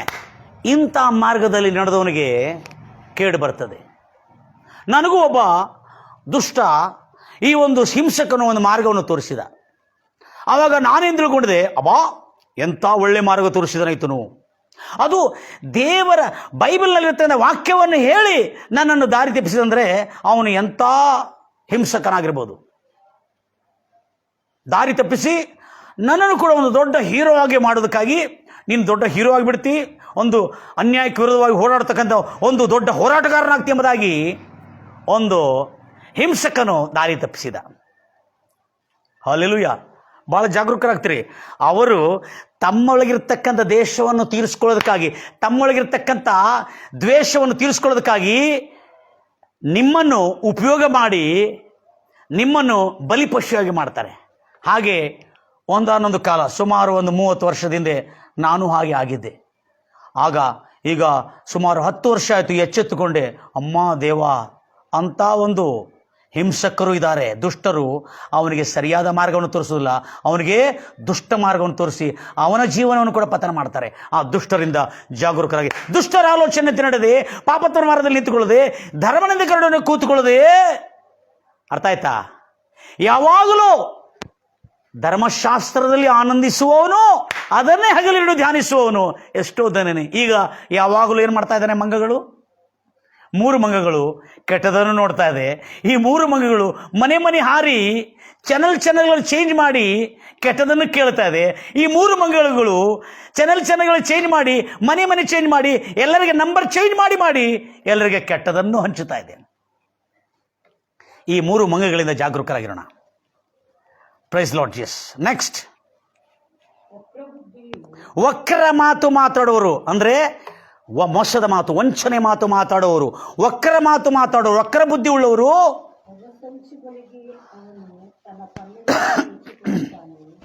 ವಕ್ರ ಬುದ್ಧಿಯುಳ್ಳವನು ಹೊಲಸಂಚುಗಳಿಗೆ ತನ್ನ ಕಣ್ಣುಗಳನ್ನು ಮುಚ್ಚಿಕೊಳ್ಳುತ್ತಾನಂತಿದೆ. ಇಂಗ್ಲಿಷಲ್ಲಿ ತನ್ನ ತುಟಿಗಳನ್ನು ಕದಲಿಸುತ್ತಾನೆ. ಇಲ್ಲಿ ವಕ್ರ ಬುದ್ಧಿ ಉಳ್ಳವರು, ಇಲ್ಲಿ ಇದು ಏನಿದೆ ಇಂಗ್ಲಿಷಲ್ಲಿ ಇಂಟ್ರೆಸ್ಟ್ ಇದೆ ನೋಡ್ರಿ. He winks his eyes to devise perverse thing. ಅಂದರೆ ವಕ್ರ ಬುದ್ಧಿ ಉಳ್ಳವನು ಕಣ್ಣು ಹೊಡಿತಾನಂತೆ. ಏನು ಹೊಡಿತಾನೆ? ಕಣ್ಣು ಹೊಡಿತಾನೆ ತುಟಿ ಅಂತೇಳಿ, ಅರ್ಥ ಆಯ್ತಾ? ಅಂತ ಕಣ್ಣು ಹೊಡಿತಾನೆ, ಮಾತಾಡ್ತಾ ಇರ್ತಾನೆ. ಆದರೆ ಅವನ ವಿರುದ್ಧವಾಗಿ ಕಣ್ಣೊಡೆದು ಅವನ ವಕ್ರ ಮಾತನ್ನು ತಿಳಿಸ್ತಾ ಇರ್ತಾನಂತೆ. ಸತ್ಯ ಮಾತು ಇರ್ತಂಗೆ ಇರ್ತದೆ, ಅವನ ಕಣ್ಣನ್ನು ಬ್ಲಿಂಕ್ ಮಾಡಿ ಅವನ ತುಟಿಗಳನ್ನು ಕದಲಿಸಿ ಹಂಗೆ ಮಾತಾಡ್ತಾ ಇರ್ತಾನೆ. ಆದರೆ ಅವನ ವಕ್ರ ಬುದ್ಧಿಯನ್ನು ತನ್ನ ಕಣ್ಣನ್ನು ಕಣ್ಣು ಹೊಡೆದು ಇಂಥವನಿಂದ ಜಾಗರೂಕರಾಗಿರ್ತಾರೆ ಅಂತ ಹೇಳ್ತಾರ. Praise the Lord Jesus. ಅದಕ್ಕೆ ಎಷ್ಟು ಸುಂದರವಾಗಿ ಬರಲಿಬಿಟ್ಟೆ. ಮುಂದೆ ಈಗ ನಾವು ದೇವರ ಜ್ಞಾನೋಕ್ತಿಗಳಿಗೆ ಕರೆ ಬಂದಿಡೋಣ. ದೇವರ ಜ್ಞಾನೋಕ್ತಿಗಳೈತ್ರಿ. ಈಗ ದೇವರ ಉದ್ದೇಶ, ದೇವರ ಸಂಕಲ್ಪ ಏನಿದೆ ಎಂಬುದಾಗಿ ಈಗ ಮೊದಲನೇ ಅಧ್ಯಾಯ 16ನೇ ವಚನದಲ್ಲಿ, ಮೊದಲನೇ ವಚನ, ಕ್ಷಮಿಸಿ, 16ನೇ ವಚನದಲ್ಲಿ, 16ನೇ ಅಧ್ಯಾಯದಲ್ಲಿ ಮೊದಲನೇ ವಚನ ಓದ್ತೀರಿ. ಮನುಷ್ಯನು ತನ್ನ ಹೃದಯದ ಸಿದ್ಧತೆಗಳು ತಾನೇ ಮಾಡಿಕೊಡ್ತಾನೆ, ಅದಕ್ಕೆ ಕಾರಣಕರ್ತನ ಅವನೇ. ಆದರೆ ಬಾಯಿಂದ ಬರತಕ್ಕಂಥ ಪ್ರತ್ಯುತ್ತರ ಕರ್ತನಿಂದಲೇ ಬಂದರೆ ಅವನು ಉದ್ಧಾರ ಆಗ್ತಾನೆ. ಅವನ ಬಾಯಿಂದ ಬರತಕ್ಕಂಥ ಪ್ರತ್ಯುತ್ತರ ಕರ್ತನಿಂದ ಬಂದರೆ ಅವನು ಇನ್ನೂ ಪ್ರಖ್ಯಾತವಾಗಿ ಅವನ ಜೀವನ ಇನ್ನೂ ಅಂದರೆ ನಾಲ್ಗಿನೇ ಮಾತಾಡ್ತಿದೆ, ಎಲ್ಲ ನಾಲ್ಗಿಂದಲೇ ಬಂದಿದೆ ನೋಡ್ರಿ. ಜೀವವು ಮರಣವು ನಾಲ್ಗೆಯ ವಶದಲ್ಲಿ ಎಂಬುದಾಗಿ. ನೆಕ್ಸ್ಟ್, ಈಗ ನಾವು ನೋಡ್ತಾ ಇದ್ದೇವೆ. Next we are going to very interesting things. ಮನುಷ್ಯನ ಮಾರ್ಗಗಳೆಲ್ಲ ತನ್ನ ದೃಷ್ಟಿಯಲ್ಲಿ ಮನುಷ್ಯನು ತನ್ನ ದೃಷ್ಟಿಯಲ್ಲಿ ತನ್ನ ಮಾರ್ಗಗಳು ಸರಿಯಾಗಿದೆ ಎಂದು ಎನಿಸ್ಕೊಳ್ತಾನಂತೆ. ಕರ್ತನು ಮನುಷ್ಯನ ಆತ್ಮವನ್ನು ತೂಕ ಮಾಡ್ತಾನೆ. ಮನುಷ್ಯನು ನಾನು ಮಾಡೋದು ಸರಿಗಿದೆ, ನಾನು ಬಹಳ ಜಾನನ್ ಎಂಬುದಾಗಿ ಅಪನೆ ಆಪ್ಕೋ ಬಹುತ್ ಶಾಣ ಸಮಸ್ತಾ. ಆದರೆ ಪರಮೇಶ್ವರ್ ಉಸ್ಕೆ आत्मा को तोलता है कितना गंदगी है बोल के और कितनी अच्छी चीज उसमें वजन है करके. हल्का जो है वो गंदगी, वजन जो है वो अच्छा चीज. ಅವನ ಆತ್ಮವನ್ನು ತೂಕ ಮಾಡಿ ನೋಡ್ತಾನಂತೆ. ಅವನ ಆತ್ಮದಲ್ಲಿ ಭಾರವಾದದ, ಅಮೂಲ್ಯವಾದದ್ದು, ಮಹಿಮಕರವಾದದ್ದು ಯಾವುದಿದೆ ಎಂಬುದಾಗಿ. ಈಗ ನೆಕ್ಸ್ಟ್ ನಾವು ಹೋಗ್ತಾ ಇದ್ದೇವೆ 4ನೇ ವಚನಕ್ಕೆ. ಇಲ್ಲ 3ನೇ ವಚನಕ್ಕೆ. ನಿನ್ನ ಕಾರ್ಯಗಳನ್ನು ಕರ್ತನಿಗೆ ಒಪ್ಪಿಸಿದರೆ ನಿನ್ನ, ಈಗ ನೋಡ್ರಿ, ಜ್ಞಾನಿ ಎಂತಗೇನು ಕೆಲಸ ಮಾಡ್ಬೇಕ್ರಿ? ಇದು ದೇವರು ಮಾಡುವ ಕೆಲಸ ನೀನು ಮಾಡ್ಲಿಕ್ಕೆ ಹೋಗಿ ಕೈ ಮುರ್ಕೊಳ್ಳೋದು ಸರಿ ಆಗೋದಿಲ್ಲ. ಅದಕ್ಕಾಗಿ ನಿನ್ನ ಕಾರ್ಯಗಳು ಕರ್ತನಿಗೆ ಒಪ್ಪಿಸಿದರೆ ನಿನ್ನ ಆಲೋಚನೆಗಳು ಸ್ಥಿರವಾಗುವುದು. ಹೌದು, ನಿನ್ನ ಕಾರ್ಯಗಳು ಕರ್ತನಿಗೆ ಒಪ್ಪಿಸೋದನ್ನು ಬಿಟ್ಟು ನೀನು ನಿನ್ನ ದುರಾಲೋಚನೆಗಳನ್ನು ನೆರವೇರಿಸ್ಕೊಳ್ಳೋಕ್ಕಾಗಿ ನೀನು ಕೈಯನ್ನು ಮುರುಕೊಳ್ಳೋ ಅಗತ್ಯ ಬೇಕಾಗಿದೆಯಾ ನಿನಗೆ? ಇಲ್ಲ. ಅದಕ್ಕಾಗಿ ನಿನ್ನ ಕಾರ್ಯಗಳು ಕರ್ತನಿಗೆ ಒಪ್ಪಿಸು. ಕರ್ತನು ಅದನ್ನು ಯಶಸ್ವಿಗೊಳಿಸುತ್ತಾನೆ, ಅವುಗಳನ್ನು ಸ್ಥಾಪಿಸುತ್ತಾನೆ. ನಿನ್ನ ಕಾರ್ಯಭಾರವನ್ನು ಯೆಹೋವನಿಗೆ ವಹಿಸಿದರೆ ನಿನ್ನ ಕಾರ್ಯಭಾರವನ್ನು ಯೆಹೋವನಿಗೆ ವಹಿಸಿದ್ರೆ ನಿನ್ನ ಉದ್ದೇಶಗಳು ನಿನ್ನ ಉದ್ದೇಶಗಳು, ಆ ದೇವರಿಂದ ಉಂಟಾಗಿರ್ತಕ್ಕಂಥ ನಿನ್ನ ಉದ್ದೇಶಗಳು ಸಫಲವಾಗುತ್ತವೆ. ನೆಕ್ಸ್ಟ್ ಈಗ ಬರ್ತಾ ಇದೆ 4ನೇ ವಚನ. ಕ್ಷಮಿಸಿ 6ನೇ ವಚನ. ಕನಿಕರ ಮತ್ತು ಸತ್ಯದಿಂದ. ನೋಡ್ರಿ, ಈಗ ದೇವರ ವಾಕ್ಯದಿಂದ ಬರತಕ್ಕಂಥ ಒಂದು ಅದ್ಭುತವಾದಂಥ ಕರುಣಾಮಯನ ದೇವರ ವಚನ ನೋಡಿ ಹೆಂಗಿದೆ. ಕನಿಕರದಿಂದ ಬರುವ ಸತ್ಯದಿಂದ. ನೋಡ್ರಿ, ಸತ್ಯ ಹೆಂಗೆ ಬರ್ಬೇಕಂದ್ರೆ ಕನಿಕರದಿಂದ ಬರಬೇಕು. ಬೇರೆಯವನಿಗೆ ರೇಗಿಸುವಂತೆ, ಬೇರೆಯವನಿಗೆ ರಚ್ಚು ಹಾಕುವಂತೆ, ಬೇರೆಯವನಿಗೆ ಪ್ರಚೋದನೆ ಕೊಡುವಂತಿರಬಾರದು. ಕನಿಕರದಿಂದ ಬರುವ ಸತ್ಯದಿಂದ ಅಕ್ರಮವು, ಕ್ರಮ ತಪ್ಪಿರ್ತದಲ್ಲ, ಅಕ್ರಮವು ಶುದ್ಧೀಕರಿಸಲ್ಪಡುತ್ತದೆ. ಕರ್ತನ ಭಯದ ಮೂಲಕ. ಅರ್ಥ ಆಯ್ತಾ? ಈ ರೀತಿಯಿಂದ ಸತ್ಯವನ್ನು ಹೇಳಬೇಕು ಹೊರತು, ಕರ್ತನ ಭಯದ ಮೂಲಕ ಮನುಷ್ಯರು ತಮ್ಮ ಕೆಟ್ಟತನವನ್ನು ಬಿಟ್ಟು ತೊಲಗುತ್ತಾರೆ ಹೊರತು, ನೀನು ಸತ್ಯವನ್ನು ಹೇಳುವಾಗ ವಕ್ರ ಬುದ್ಧಿಯುಳ್ಳನಾಗಿ ಅವರಿಗೆ ರೇಗಿಸುವಂತೆ, ಅವರಿಗೆ ಪ್ರಚೋದನೆ ಕೊಡುವಂತೆ, ಅವರು ಸಿಟ್ಟು ಮಾಡುವಂತೆ ಹೇಳಿದರೆ ಅದು ನಿನಗೆ ಕೆಡೆ ತರ್ತದೆ ನನ್ನ ಪ್ರಿಯ ಸಹೋದರನೇ. ನೆಕ್ಸ್ಟ್ ಈಗ ಬರ್ತಾ ಇದೆ ನಾವು, ವೆರಿ ಇಂಟ್ರೆಸ್ಟಿಂಗ್ ಇದೆ ಇಲ್ಲಿ. ಇಂಟ್ರೆಸ್ಟಿಂಗ್ ಇದೆ ನೋಡ್ರಿ. ಮತ್ತು ಇದೇ ಅಧ್ಯಾಯದಲ್ಲಿ ವಚನ 7, ಮನುಷ್ಯನು ತಾವು ನಡೆಯುವಂಥ ಮಾರ್ಗಗಳು ಕರ್ತನಿಗೆ ಮೆಚ್ಚುಗೆ ಆಗಿದ್ದರೆ. ನಿನ್ನ ಮಾರ್ಗಗಳು ಸರಿಯಾಗಿದ್ದರೆ, ದೇವರ ದೃಷ್ಟಿಯಲ್ಲಿ ಸರಿಯಾಗಿದ್ದರೆ, ಅವನ ಶತ್ರುಗಳು ಕೂಡ ಅವನನ್ನು ಮಿತ್ರರಾಗಿ ಮಾಡ್ತಾನಂತೆ. ಅವನ ಶತ್ರುಗಳು ಕೂಡ ಅವನ ಜೊತೆಲಿ ಕ್ಷಮಣ ಪಡುವಂತೆ, ಅವನ ಜೊತೆಲಿ ಸಮಾಧಾನ ಪಡುವಂತೆ ಮಾಡ್ತಾನೆ. ಇದು ರೀ ದೈವ ವಾಕ್ಯದಿಂದ ಬರ್ತಕ್ಕಂಥ ಉತ್ತರ. ನೆಕ್ಸ್ಟ್, ಅನ್ಯಾಯದಿಂದ ಬರುವ, ಅಂದರೆ ದುಷ್ಟನು ಅನ್ಯಾಯದಿಂದ ಬರುವ ಆದಾಯಕ್ಕಿಂತಲೂ ನೀತಿಯಿಂದ ಬಂದಿರತಕ್ಕಂಥ ಸ್ವಲ್ಪ ಧನ ಸಂಪತ್ತೇ ಉತ್ತಮ. ಎಲ್ಲರೂ ಹೇಳ್ತಿರಲ್ವಯ್ಯ? ಗಂಭೀರವಾಗಿ ಹೇಳ್ತಿರಲ್ವಯ್ಯ? Hallelujah, praise Lord Jesus. ಅದಕ್ಕಾಗಿ ನೀತಿಯಿಂದ ಬಂದಿರುವ ಸ್ವಲ್ಪ ಧನವೇ ಉತ್ತಮ. ಆಮೇಲೆ ಇಲ್ಲಾದ್ರೆ ಇಲ್ಲಿ ನನಗೆ ಬಿಟ್ಕೊಡಿ, ನಾನು ಅದು ಕೇಳೋದು ನೋಡ್ಕೋತೇನೆ. ಅದನ್ನು ಆಫ್ ಆಗಿದೆ. Praise Lord Jesus. ಗಂಭೀರವಾಗಿ ಹೇಳ್ತಿರಲ್ವಯ್ಯ? ನೆಕ್ಸ್ಟ್, ನೀತಿಯಿಂದ ಬರುವ ಧನ ಸಂಪತ್ತು ಬಹಳ ಕ್ಷೇಮ, ಬಹಳ ಅದ್ಭುತ, ಬಹಳ ಸಮಾಧಾನ ತರತಕ್ಕಂಥದ್ದು. ನೋಡಿ ಎಷ್ಟು ಚೆನ್ನಾಗಿದೆ. Better is the little with riches. ನೀತಿ, ನ್ಯಾಯದಿಂದ ಸಂಪಾದನೆ ಮಾಡುವುದು ಅದು ಬಹಳ ಲೇಸು. ಆದರೆ praise the Lord Jesus, hallelujah, ನೀತಿ ನ್ಯಾಯದಿಂದ ಸಂಪಾದನೆ ಮಾಡೋದು ಬಹಳ ಲೇಸು. ಆದರೆ then the worst revenue without justice. ಅಂದರೆ ಓದ್ತಿರ ಮಾತನ್ನು 8ನೇ ವಚನ. ಅನ್ಯಾಯದಿಂದ ಗಳಿಸುವ ಬಹುಧನ. ಅರ್ಥ ಆಯ್ತಾ? ಈಗ ಅನ್ಯಾಯದಿಂದ ಗಳಿಸುವ ಬಹುಧನಕ್ಕಿಂತ ನ್ಯಾಯದಿಂದ ಕೂಡಿಸುವ ಅಲ್ಪಧನವೇ ಲೇಸು. ವಂಡರ್ಫುಲ್ ವಚನ ಇದು. ದುಷ್ಟನು ಮತ್ತು ಜ್ಞಾನಿ, ಶಿಷ್ಟನ ಇರ್ತಕ್ಕಂಥ ಭಿನ್ನತೆ. ನೆಕ್ಸ್ಟ್ ಈಗ ಬರ್ತಾ ಇದೆ ನನ್ನ ಪ್ರಿಯ ಸಹೋದರರೇ, very interesting. I love this word. ಈಗ ದೇವರಿಗೆ ಸಮರ್ಪಣೆ ಮಾಡೋಣ. 9ನೇ ವಚನ ನೋಡ್ತಾ ಇದ್ದೇವೆ. ಒಬ್ಬ ಮನುಷ್ಯನ ಮಾರ್ಗಗಳು, ಒಬ್ಬ ಮನುಷ್ಯನ ಮನಸ್ಸು ಅವನಿಗೆ ಮಾರ್ಗವನ್ನು ಕಲ್ಪಿಸುತ್ತದೆ. ಆದರೆ ಆ ಮಾರ್ಗ ಸರಿಯಾಗಿ ಇದೆಯೋ ಇಲ್ಲ ಎಂದು ದೇವರು ಮಾರ್ಗಸೂಚಿಯನ್ನು ಕೊಡ್ತಾನೆ. Praise Lord Jesus. ಮಾರ್ಗಸೂಚಿಯನ್ನು ಕೊಡ್ತಾನೆ. ನೆಕ್ಸ್ಟ್ ಈಗ ಬರ್ತಾ ಇದ್ದಾವೆ ನೇರವಾಗಿ 11ನೇ ವಚನಕ್ಕೆ. ಭಾಳ ಜಾಗ್ರತೆ ಕೇಳಿದೆ. ಇಲ್ಲಿ ತೂಕ ಇದೆ ನೋಡಿ, ಇಲ್ಲಿ ಕೂಡ ನ್ಯಾಯದಿಂದ honesty weights the scale are the Lord's. ಅಂದ್ರೆ ಅರ್ಥ ಏನು? ಪ್ರಾಮಾಣಿಕವಾಗಿ ತೂಕ ಮಾಡೋದು ಅದು ಕರ್ತನಿಂದ ಬಂದಿರುವ ತಕ್ಕಡಿ, ಕರ್ತನಿಂದ ಬಂದಿರುವ ತ್ರಾಸು. ಎಸ್, ನ್ಯಾಯದಿಂದ ತೂಕ ಮಾಡುವ ತಕ್ಕಡಿ ಅದು ಕರ್ತನಿಂದ ಉಂಟಾಗಿ ಬಂದಿದೆ. ಹಾ, ಏನು?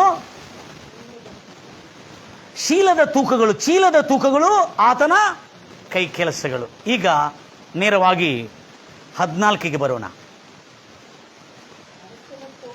ಅರಸನ ಕೋಪವು ಮರಣದ ದೂತದಂತೆ ಬಂದಿದೆ, ಜ್ಞಾನಿಯು ಅದನ್ನು ಕ್ಷಮಣಪಡಿಸುತ್ತಾನೆ. ಇದು ಜ್ಞಾನಿಗಿರ್ತಕ್ಕಂಥ ಒಂದು ಭಿನ್ನತೆ ಮತ್ತು ದುಷ್ಟನಿಗಿರ್ತಕ್ಕಂಥ ಒಂದು ಮೂರ್ಖತನ.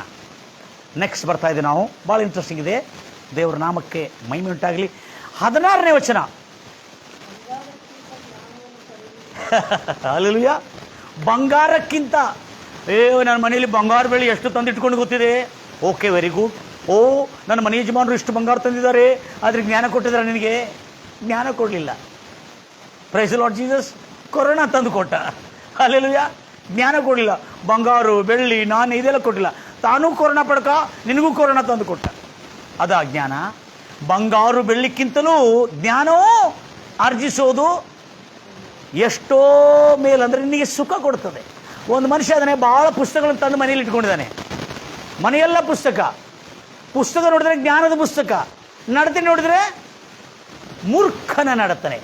ಆ ಮೂರ್ಖದ ನಡತೆಯಿಂದ ನನ್ನ ಜೀವನದಲ್ಲಿ ನಾನು ಜ್ಞಾನಿ ಅಂತ ತಿಳ್ಕೊಂಡು ಆ ಪುಸ್ತಕಗಳೆಲ್ಲ ಲೈಬ್ರರಿ ಎಲ್ಲ ತೋರಿಸ್ಕೊಂಡು ತಾನು ಜ್ಞಾನಿ ಎಂದು ತೋರಿಸ್ಕೊಳ್ತಾ ಇದ್ದಾನೆ.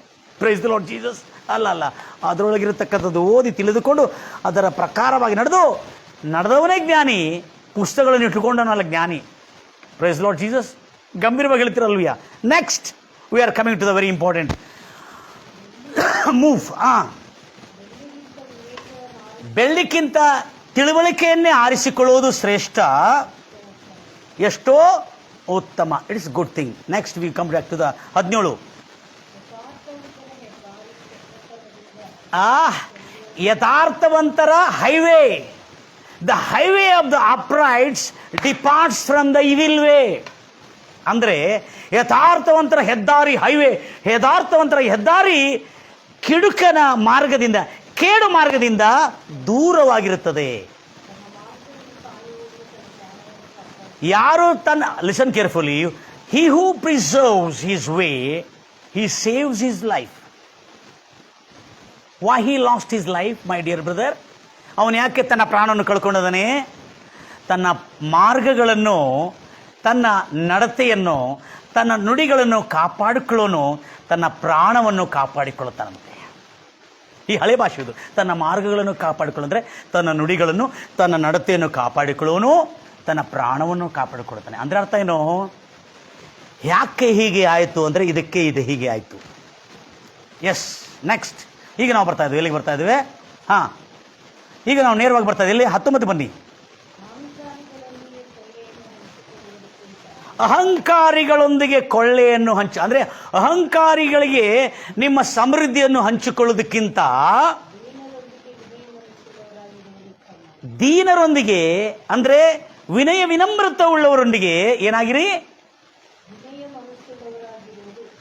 ಅಹಂಕಾರಿಗಳ ಜೊತೆಲಿ ಹಣ, ಐಶ್ವರ್ಯ, ಅಂತಸ್ತು, ನಿಮಗಿರ್ತಕ್ಕಂಥ ದಾನ ಧರ್ಮಗಳನ್ನು ಮಾಡೋದಕ್ಕಿಂತಲೂ ದೀನರೊಂದಿಗೆ ವಿನಯ ವಿನಮ್ರತೆಯನ್ನು ಕಲಿತುಕೊಳ್ಳೋದೇ ಶ್ರೇಷ್ಠ. ವಾಟ್ ಅ ವಂಡರ್ಫುಲ್ ಕಾ. ನೆಕ್ಸ್ಟ್, ಕೆಟ್ಟದನ್ನು ಪಡೆಯುವುದಿಲ್ಲ ಬ್ರದರ್. ಒಂದು ಕಾರ್ಯವನ್ನು ಜ್ಞಾನದಿಂದ ಮಾಡುವನು ಒಳ್ಳೆಯದನ್ನೇ ಪಡ್ಕೊಳ್ತಾನೆ ಹೊರತು ಕೇಡನ್ನು ಪಡ್ಕೊಳ್ಳುವುದಿಲ್ಲ. ನೆಕ್ಸ್ಟ್, ಕರ್ತನಲ್ಲಿ ಭರವಸೆ ಇಡುವನು ಧನ್ಯನು. ತನ್ನ ಬುದ್ಧಿ ಬಲದಲ್ಲಿ, ತನ್ನ ಜ್ಞಾನ ಬಲದಲ್ಲಿ, ತನ್ನ ಧನ ಸಂಪತ್ತಿನಲ್ಲಿ, ತನ್ನ ರಾಜಕೀಯ ಬೆಂಬಲದಲ್ಲಿ ನನಗಿದೆ ಅಂತೇಳಿ ಗರ್ವ ಅಹಂಕಾರದಿಂದ ಮೆರೆದರೆ ಅವನಿಗೆ ಕೇಡೇ ಆಗುವುದು. ಕರ್ತನಲ್ಲಿ ಭರವಸೆ ಇಡುವವನಿಗೆ ಧನ್ಯನು, ಅದೃಷ್ಟವಂತನು, ಭಾಗ್ಯವಂತನು. ಮುಂದೆ ಹೃದಯದಲ್ಲಿ ಜ್ಞಾನವಂತರು ಜ್ಞಾನರೆಂದು ಹೃದಯದಲ್ಲಿ ಕರೆಯಲ್ಪಡುವರು. ಜ್ಞಾನರು, ಜ್ಞಾನಿಗಳು ಜಾಣರೆಂದು ಕರೆಯಲ್ಪಡುವರು. ತುಟಿಗಳ ಮಧುರವು ಜ್ಞಾನವನ್ನು ಹೆಚ್ಚಿಸುತ್ತದೆ. ಹಾಲೆಲೂಯಾ. ನೋಡಿ ಎಷ್ಟು ಚೆನ್ನಾಗಿದೆ. ಎಷ್ಟನೇ ವಚನ ಓದಿದ್ರಿ ಇವಾಗ? 20. ಹೃದಯದಲ್ಲಿ ಮತ್ತೊಂದು ಸರ್ ಓದ್ರಿ. That voice in heart will be called prudent. O wonderful. ಮತ್ತೊಂದು ಸರ್ ಓದ್ರಿ. ಹೃದಯದಲ್ಲಿ ಜ್ಞಾನವುಳ್ಳವರು ಜ್ಞಾನವೆಂದು ಕರೆಯಲ್ಪಡುವರು. ಜ್ಞಾನಿಗಳು ಎಂದು ಕರೆಯಲ್ಪಡುವರು. ತುಟಿಗಳ ಮಧುರವು ತುಟಿಗಳ ಮಧುರವು ಜ್ಞಾನವನ್ನು ಜ್ಞಾನವನ್ನು ಹೆಚ್ಚಿಸುತ್ತದೆ. ನಿನ್ನ ತುಟಿಗಳಲ್ಲಿ ಮಧುರವಾದಂಥ ಶುಭವಾರ್ತೆಯೇ ಬರಬೇಕು ಹೊರತು ಬೇರೆಯವರಿಗೆ ಪ್ರಚೋದನೆ ಕೊಟ್ಟು ಬೇರೆಯವರನ್ನು ರೇಗಿಸಿ ಇನ್ನೂ ಅನೇಕ ಶತ್ರುಗಳನ್ನು ಹುಟ್ಟಿಸತಕ್ಕಂಥ ದುರ್ವಾರ್ತೆಯನ್ನು ಬರಬಾರದು. ಅದಕ್ಕಾಗಿ ಮಧುರ ವಚನವು ಜ್ಞಾನವನ್ನು ವೃದ್ಧಿ ಮಾಡುತ್ತದೆ. ನೆಕ್ಸ್ಟ್ ಈಗ ಬರ್ತಾ ಇದೆ, ನಾವು will come back the point. Next ಈಗ 23ನೇ ವಚನ. ಜ್ಞಾನಿಯ ಹೃದಯವು ಬಾಯಿಗೆ ಬೋಧಿಸಿ. ಜ್ಞಾನಿಯ ಹೃದಯವು ಅವನ ಬಾಯಿಗೆ ಬೋಧಿಸ್ತದೆ ಹೇಗೆ ಮಾತಾಡಬೇಕಂದ್ರೆ. ನೋಡ್ರಿ, ಜೀವವು ಮರಣವು ನಾಲಿಗೆ ವಶದಲ್ಲಿದೆ. ನಿನಗೆ ಮರಣವನ್ನು ಯಾರು ಕರೆಸ್ಕೊಂಡಿದಿ? ದೇವರಲ್ಲ ನನ್ನ ಪ್ರಿಯ ಸಹೋದರಿ. ದೇವ್ರು ಯಾಕೆ ಹೀಗೆ ಮಾಡಿತ್ತು, ಹೀಗೆ ಮಾಡಬಾರ್ದು ಅಂತ ಹೇಳಿರುವ ಈ ಧರ್ಮನಿಂದಕನಿಗೆ ಒಂದು ಉತ್ತರ. ಜೀವವು ಮರಣವು ನಾಲಿಗೆಯ ವಶದಲ್ಲಿ. ಅದಕ್ಕಾಗಿ ಓದ್ತೀರಿ ಮತ್ತೊಂದು ಸಾರಿ ಆ ಮಾತನ್ನು. ಜ್ಞಾನಿಯ ಹೃದಯವು ಬಾಯಿಗೆ ಬೋಧಿಸಿ ಬಾಯಿ ಹೇಗೆ ಮಾತಾಡಬೇಕೆಂಬುದಾಗಿ ಬೋಧಿಸಿ ತನ್ನ ತುಟಿಗಳಿಗೆ ಜ್ಞಾನವನ್ನು ಹೆಚ್ಚಿಸುತ್ತದೆ. Price the Lord Jesus. ಗಂಭೀರವಾಗಿ ಹೇಳ್ತೀರಲ್ವಯ್ಯ? ವಂಡರ್ಫುಲ್. ನೆಕ್ಸ್ಟ್ ನಾವು ಬರ್ತಾ ಇದ್ದೇವೆ.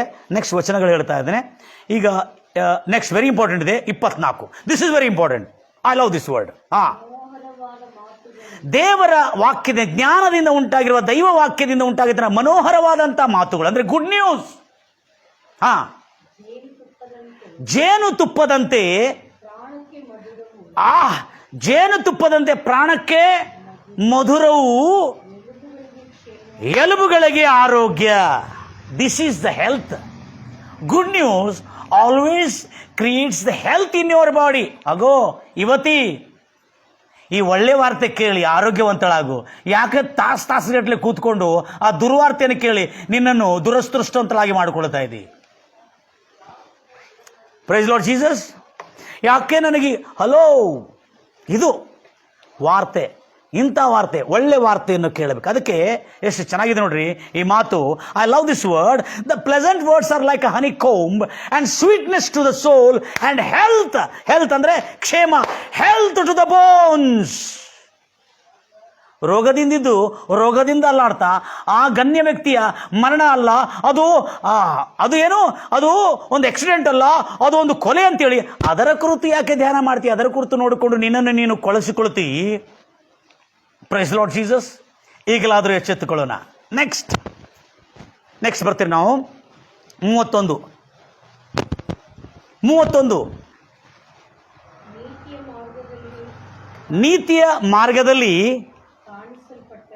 ನೀತಿಯ ಮಾರ್ಗದಲ್ಲಿ ನಾವು ಕಂಡುಕೊಂಡರೆ it is found in way of righteousness. ಅಂದ್ರೆ ಏನು? ಓದ್ತೀರಿ ಮುಂದೆ. ನೆರೆದ ತಲೆಯು ಅಂದ್ರೆ ಈ ತಲೆ ಗ್ರೇ ಕಲರ್ ತಲೆ, ನೆರೆದ ತಲೆಯು ಸುಂದರವಾದಂಥ ಮಹಿಮಾ ಕಿರೀಟವಾಗಿದೆ. ನೆಕ್ಸ್ಟ್ ಏನಿದೆ ಅದಕ್ಕಿಂತ ಮುಂಚೆ ಏನಿದೆ? ನೀತಿಯ ಮಾರ್ಗಗಳನ್ನು ಕಂಡುಕೊಂಡಿದ್ದವನು ನೆರೆದ ತಲೆಯ ಸುಂದರವಾದಂಥ ಕಿರೀಟವುಳ್ಳವನಾಗಿರ್ತಾನೆ. ಅಂಥವನ ಜೊತೆಯಲ್ಲಿ ಮಾತು ಕಲಿಬೇಕಪ್ಪ. ನಾವು ನೀತಿಯನ್ನು ಕಲಿಬೇಕು. ಅದನ್ನು ಬಿಟ್ಟು ದುರ್ಮಾರ್ಗವನ್ನು, ದುಷ್ಟರ ಆಲೋಚನೆಯಂತೆ 1 ತಿಂಗಳ ಆ ಗಣ್ಯ ವ್ಯಕ್ತಿಯ ಆಕ್ಸಿಡೆಂಟ್ ಅಲ್ಲ, ಅದು ಕೊಲೆ ಅಂತೇಳಿ 1 ತಿಂಗಳ ನಷ್ಟ ಮಾಡಿ ನಮ್ಮನ್ನು ನಾವು ರೋಗಿಗಳಾಗಿ ಮಾಡಿಕೊಂಡಿದ್ದು ನ್ಯಾಯವಾ? ಮತ್ತು ದೇವರದನ್ನು ಮಾಡಿದೆ ಅಂತ ಹೇಳುವ ಆ ದುಷ್ಟರಿಂದ ಕೂಡಿಕೊಂಡು ಸೈ ಅಂತ ಹೇಳೋರು ಅವರು ಜ್ಞಾನಿಗಳ? ನನ್ನ ಪ್ರಿಯ ಸಹೋದರಿ ಭಾಳ ಜಾಗರೂಕರಾಗೋಣ. ನಾವು we are going to see the love of God. Next 32ನೇ ವಚನ. ಎಲ್ಲರೂ ಹೇಳ್ತಾರಲ್ವ? ದೀರ್ಘ ಶಾಂತನು ಶೂರರಿಗಿಂತ ಶ್ರೇಷ್ಠನು. ನೋಡ್ರಿ, ದೀರ್ಘ ಶಾಂತನು ಅಂದ್ರೆ ಶಾಂತವಾಗಿ ತನ್ನ ಕಾರ್ಯವನ್ನು ಮ್ಯಾನೇಜ್ ಮಾಡುವವನು ಶೂರರಿಗಿಂತ ಶ್ರೇಷ್ಠನು. ನೋಡಿ ಎಷ್ಟು ಚೆನ್ನಾಗಿದೆ. ತನ್ನ ಮನಸ್ಸನ್ನು ತನ್ನ ಮನಸ್ಸನ್ನು ನಿಯಂತ್ರಿಸಿಕೊಳ್ಳನು, ತನ್ನ ಮನಸ್ಸಿನ ಆಲೋಚನೆಗಳನ್ನು ಕಂಟ್ರೋಲ್ ಮಾಡುವವನು ಪಟ್ಟಣವನ್ನು ಗೆದ್ದ ಶೂರನಂತಿರುವನಂತೆ. ಎಷ್ಟು ಚೆನ್ನಾಗಿದೆ ನೋಡ್ರಿ. ನನ್ನ ಪ್ರಿಯ ಸಹೋದರಿ ಸಹೋದರಿ, ಬಹಳ ಇಂಟ್ರೆಸ್ಟಿಂಗ್ ಇದೆಲ್ಲ, ಬಹಳ ಅದ್ಭುತವಾಗಿರ್ತದೆ. ತನ್ನ ಮನಸ್ಸನ್ನು ಜೋ ಗುಸ್ಸೆ ಕೋ ಕಾಬೂ ಮೇ ರಖ್ತಾ ಹೈ ಓ ಸಬ್ ಪರ್ ಫತೆ ಹಾಸಿಲ್ ಕರ್ತಾ ಹೈ. ಯಾವನು ತನ್ನ ಸಿಟ್ಟನ್ನು ನಿಯಂತ್ರಿಸಿಕೊಳ್ಳುತ್ತಾನೋ ಅವನು ಎಲ್ಲವನ್ನೂ ನಿಯಂತ್ರಿಸಿಕೊಳ್ಳುತ್ತಾನೆ. ಪಟ್ಟಣವನ್ನೇ, ಒಂದು ರಾಜಧಾನಿಯನ್ನೇ ನಿಯಂತ್ರಿಸಿಕೊಳ್ಳುತ್ತಾನೆ. ಇದು ಪ್ರಾಮಾಣಿಕನು, ಜ್ಞಾನಿಯ ಲಾಭವು, ಜ್ಞಾನದಿಂದ ಉಂಟಾಗುವ ಉಪದೇಶವು ಅವನಿಗೆ ಜೀವವು, ಅವನಿಗೆ ಆರೋಗ್ಯ. ಅದಕ್ಕಾಗಿ ಈ ಕಂಪ್ಲೀಟ್ ಸ್ಟೋರಿಯಲ್ಲಿ ನಾವು ನೋಡ್ತಾ ಇದ್ದೇವೆ. ಜ್ಞಾನೋಕ್ತಿ 18, ಜ್ಞಾನೋಕ್ತಿ 18:20, ಜ್ಞಾನೋಕ್ತಿ 18:22 ಕಾಣಿಸ್ತದೆ. ಈ ಕಂಪ್ಲೀಟ್ ಸ್ಟೋರಿ ಏನಂತ ಹೇಳಿದರೆ 21 ಓದ್ತೀರಿ. 21 ಈಗ ಮರಣ ಯಾಕೆ ಬಂದಿದೆ? ಹಠಾತ್ಮವಾದಂಥ ಮರಣ. 4 ವರ್ಷದಲ್ಲಿ ಜೀವವು ಮರಣವೂ ಇದೆ. ಅದನ್ನು ಮರಣವನ್ನು ಪ್ರೀತಿಸುವವನು ಮರಣವನ್ನು ಅನುಭವಿಸ್ತಾನೆ, ಜೀವವನ್ನು ಪ್ರೀತಿಸುವವನು ಜೀವವನ್ನು ಅನುಭವಿಸ್ತಾನೆ. ಅದಕ್ಕಿಂತ ಮೇಲಿನ ವಚನ 20ನೇ ವಚನ, ತನ್ನ ಬಾಯಿಯ ಫಲದಿಂದ ಮನುಷ್ಯನು ಹೊಟ್ಟೆ ತುಂಬ ತಿಂತಾನೆ, ತನ್ನ ತುಟಿಗಳ ಆದಾಯದಿಂದ ಅವನು ತೃಪ್ತಿ ಹೊಂತಾನೆ. ಯಾವುದು ಒಳ್ಳೇದು ಮಾಡಿದ್ರೆ ಅದು ತೃಪ್ತಿ ಹೊಂತಾನೆ ನಾವು ತುಟಿಗಳಿಂದ. ನೆಕ್ಸ್ಟ್ ಅದು ನಾವು ಬರ್ತದೆ ಬಾಯಿ, ಅಂದರೆ 4 ವರ್ಷದಲ್ಲಿ ಜೀವವು ಮರಣವಿದೆ ಹೊರತು ಸೈತಾನನ ವಶದಲ್ಲಿಲ್ಲ. ನನ್ನ ಪ್ರಿಯ ಸಹೋದರಿ ಸಹೋದರಿ, ದೇವರು ತನ್ನ ವಶದಲ್ಲಿ ಕೂಡ ಇಟ್ಕೊಂಡಿಲ್ಲ, ಅದು ನಿನ್ನ 4 ವರ್ಷದಲ್ಲಿ ಕೊಟ್ಟಿದ್ದಾನೆ. ಅದನ್ನು ಉಪಯೋಗ ಮಾಡುವಾಗ ಜಾಗರೂಕನಾಗಿ ಉಪಯೋಗ ಮಾಡಿದರೆ, ಅದು ಪ್ರಾಮಾಣಿಕನಾಗಿ ದೇವರ ವಾಕ್ಯದಂತೆ, ದೇವರ ವಾಕ್ಯದ ನಿಯಂತ್ರಣದಲ್ಲಿ ಉಪಯೋಗ ಮಾಡಿದರೆ ಅದು ನಿನಗೆ ಜೀವವಾಗಿ, ಆಶೀರ್ವಾದಕರವಾಗಿ, ಧನ್ಯವಾಗಿ ಬರ್ತದೆ. ಅದನ್ನು ಬೇಕಾಬಿಟ್ಟಿಯಾಗಿ ಉಪಯೋಗ ಮಾಡಿದರೆ ಅದೇ ನಾಲಿಗೆಯಿಂದ ಮರಣವನ್ನು ನಾವು ಆಮಂತ್ರಿಸ್ತೇವೆ. ಜಾಗರೂಕರಾಗಿರೋಣ ನನ್ನ ಪ್ರಿಯ ಸಹೋದರಿ ಸಹೋದರಿ. ನೆಕ್ಸ್ಟ್ ಭಾಳ ಅದ್ಭುತವಾದಂಥ ಕಾರ್ಯ ನೋಡಿದ್ದೇವೆ. ಕಣ್ಣನ್ನು ಮುಚ್ಚೋಣ, ಪ್ರಾರ್ಥಿಸೋಣ. ಏನಂತ ಹೇಳ್ಕೊಂಡು ಉತ್ತರವನ್ನು ಕೇಳಿದೆ. ನಾವು ಮೊದಲನೇ ಪ್ರಶ್ನೆಗಳು ನಾವೆಲ್ಲ ಮಾಡ್ತಾ ಇದ್ದೇವೆ. ಇದು ಆಕ್ಸಿಡೆಂಟ್ ಅಲ್ಲ, ಕೊಲೆ ಅಂತೇಳಿ ತಮ್ಮನ್ನು ತಾವು ಪಬ್ಲಿಸಿಟಿ ಮಾಡ್ಕೊಳ್ಳೋದಕ್ಕಾಗಿ ಒಬ್ಬರು, ಕೆಲವು ಜನ ತಾವು ಹೀರೋ ಎಂದು ತೋರಿಸ್ಕೊಳ್ಳೋದಕ್ಕಾಗಿ ಆ ಗಣ್ಯ ವ್ಯಕ್ತಿ ವಿಷಯದಲ್ಲಿ, ಇನ್ನೂ ಕೆಲವರು ಜ್ಞಾನವಂತರು, ಮೂರ್ಖರು ಮತ್ತು ದೇವದೂಷಣರು, ಅವರು ಇದು ದೇವರು ಯಾಕೆ ಹೀಗೆ ಮಾಡಬೇಕಾಗುತ್ತೆ, ಹೀಗೆ ಮಾಡಬಾರ್ದಿತ್ತು ದೇವರು ಎಂಬುದಾಗಿ ಹೇಳಿ ಕೆಲವರು ದೇವರ ಮೇಲೆ ಆರೋಪಿಸಿರುವ ದುಷ್ಟರಿಂದ ಜಾಗರೂಕರಾಗಿರೋಣ. ನೆಕ್ಸ್ಟ್ 3ನೇದು, ಒಂದು ಜ್ಞಾನಿ ಕೇಳ್ತಾನೆ ಏನಂತ ಹೇಳ್ಕೊಂಡು, ಯಾಕೆ ಹೀಗೆ ಆಯಿತು, ಹೀಗೆ ಆಗಲು ಕಾರಣ ಏನು, ಆ ಗಣ್ಯ ವ್ಯಕ್ತಿಗೆ ಹೀಗೆ ಆಗಲು ಕಾರಣವೇನು, ಅದಕ್ಕೆ ಅರ್ಥ ಸಂಪೂರ್ಣವಾಗಿ ಗಣ್ಯ ವ್ಯಕ್ತಿಗೆ, ನೀತಿವಂತನಿಗೆ, ನಾಲ್ಗೆಯನ್ನು ಕಾಪಾಡಿಕೊಳ್ಳೋನಿಗೆ, ನಾಲ್ಗೆಯನ್ನು ಬಿಟ್ಟು ಬಿಡೋನಿಗೆ ಏನೇನಾಗ್ತದೆ ಎಂಬುದಾಗಿ ಈ ಅಧ್ಯಾಯದಲ್ಲಿ ನಾವು ನೋಡಿದ್ದೇವೆ. ನನ್ನ ಪ್ರಿಯ ಸಹೋದರಿ ಸಹೋದರಿ, ನಾವೆಲ್ಲರೂ ದೇವರ ವಾಕ್ಯ ಹೇಳಿದಂತೆ ಸರ್ಪದಾಗೆ ಜಾಣರು, ಪಾರಿವಾಳದಾಗೆ ನಿಷ್ಕಪಟಿಗಳು. ಸರ್ಪದಾಗೆ ಜಾಣರು, ಪಾರಿವಾಳದಾಗೆ ನಿಷ್ಕಪಟಿಗಳಾಗಿರೋಣ. ಅದರಿಂದ ನಮ್ಮ ಸೇವೆ, ನಮ್ಮ ದೇವರ ಚಿತ್ತವು ಈ ಲೋಕದಲ್ಲಿ ನೆರವೇರಲಿ ಎಂಬುದಾಗಿ ಹಾರಿಸ್ತಾ ಕಣ್ಣನ್ನು ಮುಚ್ಚೋಣ, ಪ್ರಾರ್ಥಿಸ. ನಮ್ಮ ಅತ್ಯಧಿಕವಾಗಿ ಪ್ರೀತಿ ಮಾಡುವ ಪರಲೋಕದಲ್ಲಿರುವಂಥ ನಮ್ಮ ತಂದೆ, ಇವತ್ತು ರಾಜ, ಈ 3 ಗೊಂದಲಗಳಲ್ಲಿ ಒಂದು ಜ್ಞಾನಿ ಹಾಕಿರುವ ಪ್ರಶ್ನೆಗೆ ನಿನ್ನ ವಾಕ್ಯದಿಂದ ನಮಗೆ ಉತ್ತರವನ್ನು ಕೊಟ್ಟಿದ್ದಕ್ಕಾಗಿ ನಿನಗೆ ಸ್ತೋತ್ರ ಕರ್ತನೆ. ನಾವು ನಮಗೆ ದೊಡ್ಡ ಜಾಣರು, ನಮ್ಮ ಮನಸ್ಸಿಗೆ ನಾವು ಜಾಣರೆಂದು ಹೇಳಿಕೊಂಡು ಅಂದುಕೊಳ್ಳೋದಲ್ಲ, ಕೆಟ್ಟದರಿಂದ ತೊರೆದು ದೇವರಿಗೆ ಭಯಪಡು, ಅದು ನಿನ್ನ ಎಲುಬಿಗೆ ಪುಷ್ಟಿ, ಅದು ನಿನ್ನ ದೇಹಕ್ಕೆ ಆರೋಗ್ಯ ಎಂಬುದಾಗಿ ಹೇಳಿದ ಕರ್ತನೆ. ರಾಜ, ಕರ್ತಾಧಿಕರ್ತನೆ, ದೇಹದಲ್ಲಿ ಆರೋಗ್ಯವು ಎಲುಬಿಗೆ ಪುಷ್ಟಿ ಕೊಟ್ಟಿದೆ ಕರ್ತನೆ. ಕರ್ತನೆ, ಇವತ್ತು ಗಣ್ಯ ವ್ಯಕ್ತಿಗೆ ಯಾಕೆ ಹೀಗೆ ಆಯಿತು ಎಂಬ ಪ್ರಶ್ನೆಗೆ ಅದ್ಭುತವಾದಂಥ ಉತ್ತರವನ್ನು ಕೊಟ್ಟು ನಮ್ಮನ್ನು ಕೂಡ ಎಚ್ಚೆತ್ತುಕೊಳ್ಳುವಂತೆ, ನಮಗೂ ಕೂಡ ಜ್ಞಾನೋದಯವನ್ನು ಕೊಟ್ಟು, ಪಾರಿವಾಳದಾಗಿ ನಿಷ್ಕಪಟಿಗಳಾಗಿದ್ದು, ಸರ್ಪದಾಗೆ ಜಾಣರಾಗಿದ್ದು, ದೇವರ ವಾಕ್ಯಗಳನ್ನು ಜಾಗರೂಕರಾಗಿ, ಜೀವವುಳ್ಳ ವಾಕ್ಯ, ಸಿಹಿಯುಳ್ಳ ವಾಕ್ಯ, ಜನರ ಜೀವನ ಉದ್ಧರಿಸುವ ವಾಕ್ಯ, ಜನರ ಜೀವನದಲ್ಲಿ ಪ್ರೋತ್ಸಾಹ ತರತಕ್ಕಂಥ ವಾಕ್ಯ, ಜನರ ಮನಸ್ಸನ್ನು ಮುರಿದಿರ್ತಕ್ಕಂಥ ಮನಸ್ಸುಗಳನ್ನು ಜೋಡಿಸಿ ಗುಣಪಡಿಸತಕ್ಕಂಥ ವಾಕ್ಯಗಳು ನಮ್ಮ ಬಾಯಿಂದ ಹೊರಡು ಬರುವಂತೆ ಇವತ್ತು ನಿನ್ನ ವಾಕ್ಯದಿಂದ ನಮ್ಮನ್ನು ಎಚ್ಚರಗೊಳಿಸಿದ್ದಕ್ಕಾಗಿ ನಿನಗೆ ಸ್ತೋತ್ರ ಕರ್ತನೆ. ಕೃಪಾ ಸಂಪೂರ್ಣ ದೇವರೇ, ಕೇಳತಕ್ಕಂಥ ಎಲ್ಲ ನನ್ನ ಪ್ರಿಯ ಸಹೋದರಿ ಸಹೋದರಿಗೆ ಇವತ್ತು ಆರೋಗ್ಯ ಉಂಟಾಗಲಿ. ಯಾರ್ಯಾರು ಅನಾರೋಗ್ಯದಲ್ಲಿದ್ದಾರೆ, ಬೇಕಾಬಿಟ್ಟು ನ್ಯೂಸ್ಗಳನ್ನು ಕೇಳ್ತಾ ಅನಾರೋಗ್ಯದಲ್ಲಿದ್ದಾರೆ, ಯೇಸು ಕ್ರಿಸ್ತ ನಾಮದಲ್ಲಿ ಅವರು ಇವತ್ತು ಪಶ್ಚಾತ್ತಾಪಪಟ್ಟು ಮನಸ್ಸು ತಿರ್ಕೊಂಡು ಈಗೋ ಶುಭವಾರ್ತೆಯನ್ನು ಕೇಳ್ತೀನಿ ಎಂಬುದಾಗಿ ಹೇಳಿದರೆ, ಯೇಸು ಕ್ರಿಸ್ತ ನಾಮದಲ್ಲಿ ನೀನು ಗುಣಮುಖಳಾಗು ಎಂಬುದಾಗಿ ಹಾರೈಸ್ತಾ ಇದ್ದಾನೆ. ಕರ್ತನ ನಾಮಕ್ಕೆ ಮಹಿಮೆಯುಂಟಾಗಲಿ. ಈ ಕೆಟ್ಟ ವಾರ್ತೆಯನ್ನು ಹೇಳಿಕೊಳ್ತಾ ತಿರುಗಾಡ್ತಿರ್ತಕ್ಕಂಥ ಈ ಕೆಟ್ಟ ಮಂಗೆಗಳಿಂದ ಜಾಗರೂಕರಾಗಿರ್ತೀರಿ. ಆ ಕೆಟ್ಟ ಮಂಗೆಗಳನ್ನು ಕೇಳಿರುವಾಗ, ನಮ್ಮ ತಲೆಯಲ್ಲಿ ಕೆಟ್ಟ ವಾರ್ತೆಯನ್ನು ಕೇಳಿರುವಾಗ, ನಮ್ಮ ಕಣ್ಣುಗಳಲ್ಲಿ ಗರ್ವಹಂಕಾರ ತುಂಬಿ ನಾವು ಕೂಡ ಯಾರೋ ಮಾಡಿದ್ದು, ಯಾರೋ ವಿಷಯದಲ್ಲಿ ನಮ್ಮ ಹೃದಯದಲ್ಲಿ ದ್ವೇಷವನ್ನು ತಿಟ್ಟುಕೊಂಡು ನಮ್ಮನ್ನು ಅಸ್ವಸ್ಥರಾಗಿ ರೋಗಗ್ರಸ್ತರಾಗಿ ಮಾಡೋದಕ್ಕಿಂತಲೂ ಅವುಗಳನ್ನು ಕೇಳದೆ ಶುಭವಾರ್ತೆಯನ್ನು ಕೇಳಿ ಜ್ಞಾನವಂತರಾಗಿ ಆರೋಗ್ಯವಂತರಾಗಿ ಮಾಡಿಕೊಳ್ಳೋ ಸೌಭಾಗ್ಯವೇ ಕರ್ತನೆ ನಮಗೆ ನೀಡು. ಕರ್ತನೆ ಸ್ತೋತ್ರ. ಕೃಪಾ ಸಂಪೂರ್ಣ ದೇವರೇ, ಇವತ್ತು ಕೇಳ್ತಿರ್ತಕ್ಕಂಥ ಪ್ರತಿಯೊಬ್ಬರ ಜೀವನದಲ್ಲಿ ಸುಖವು ಅನುಗ್ರಹಿಸು ರಾಜ.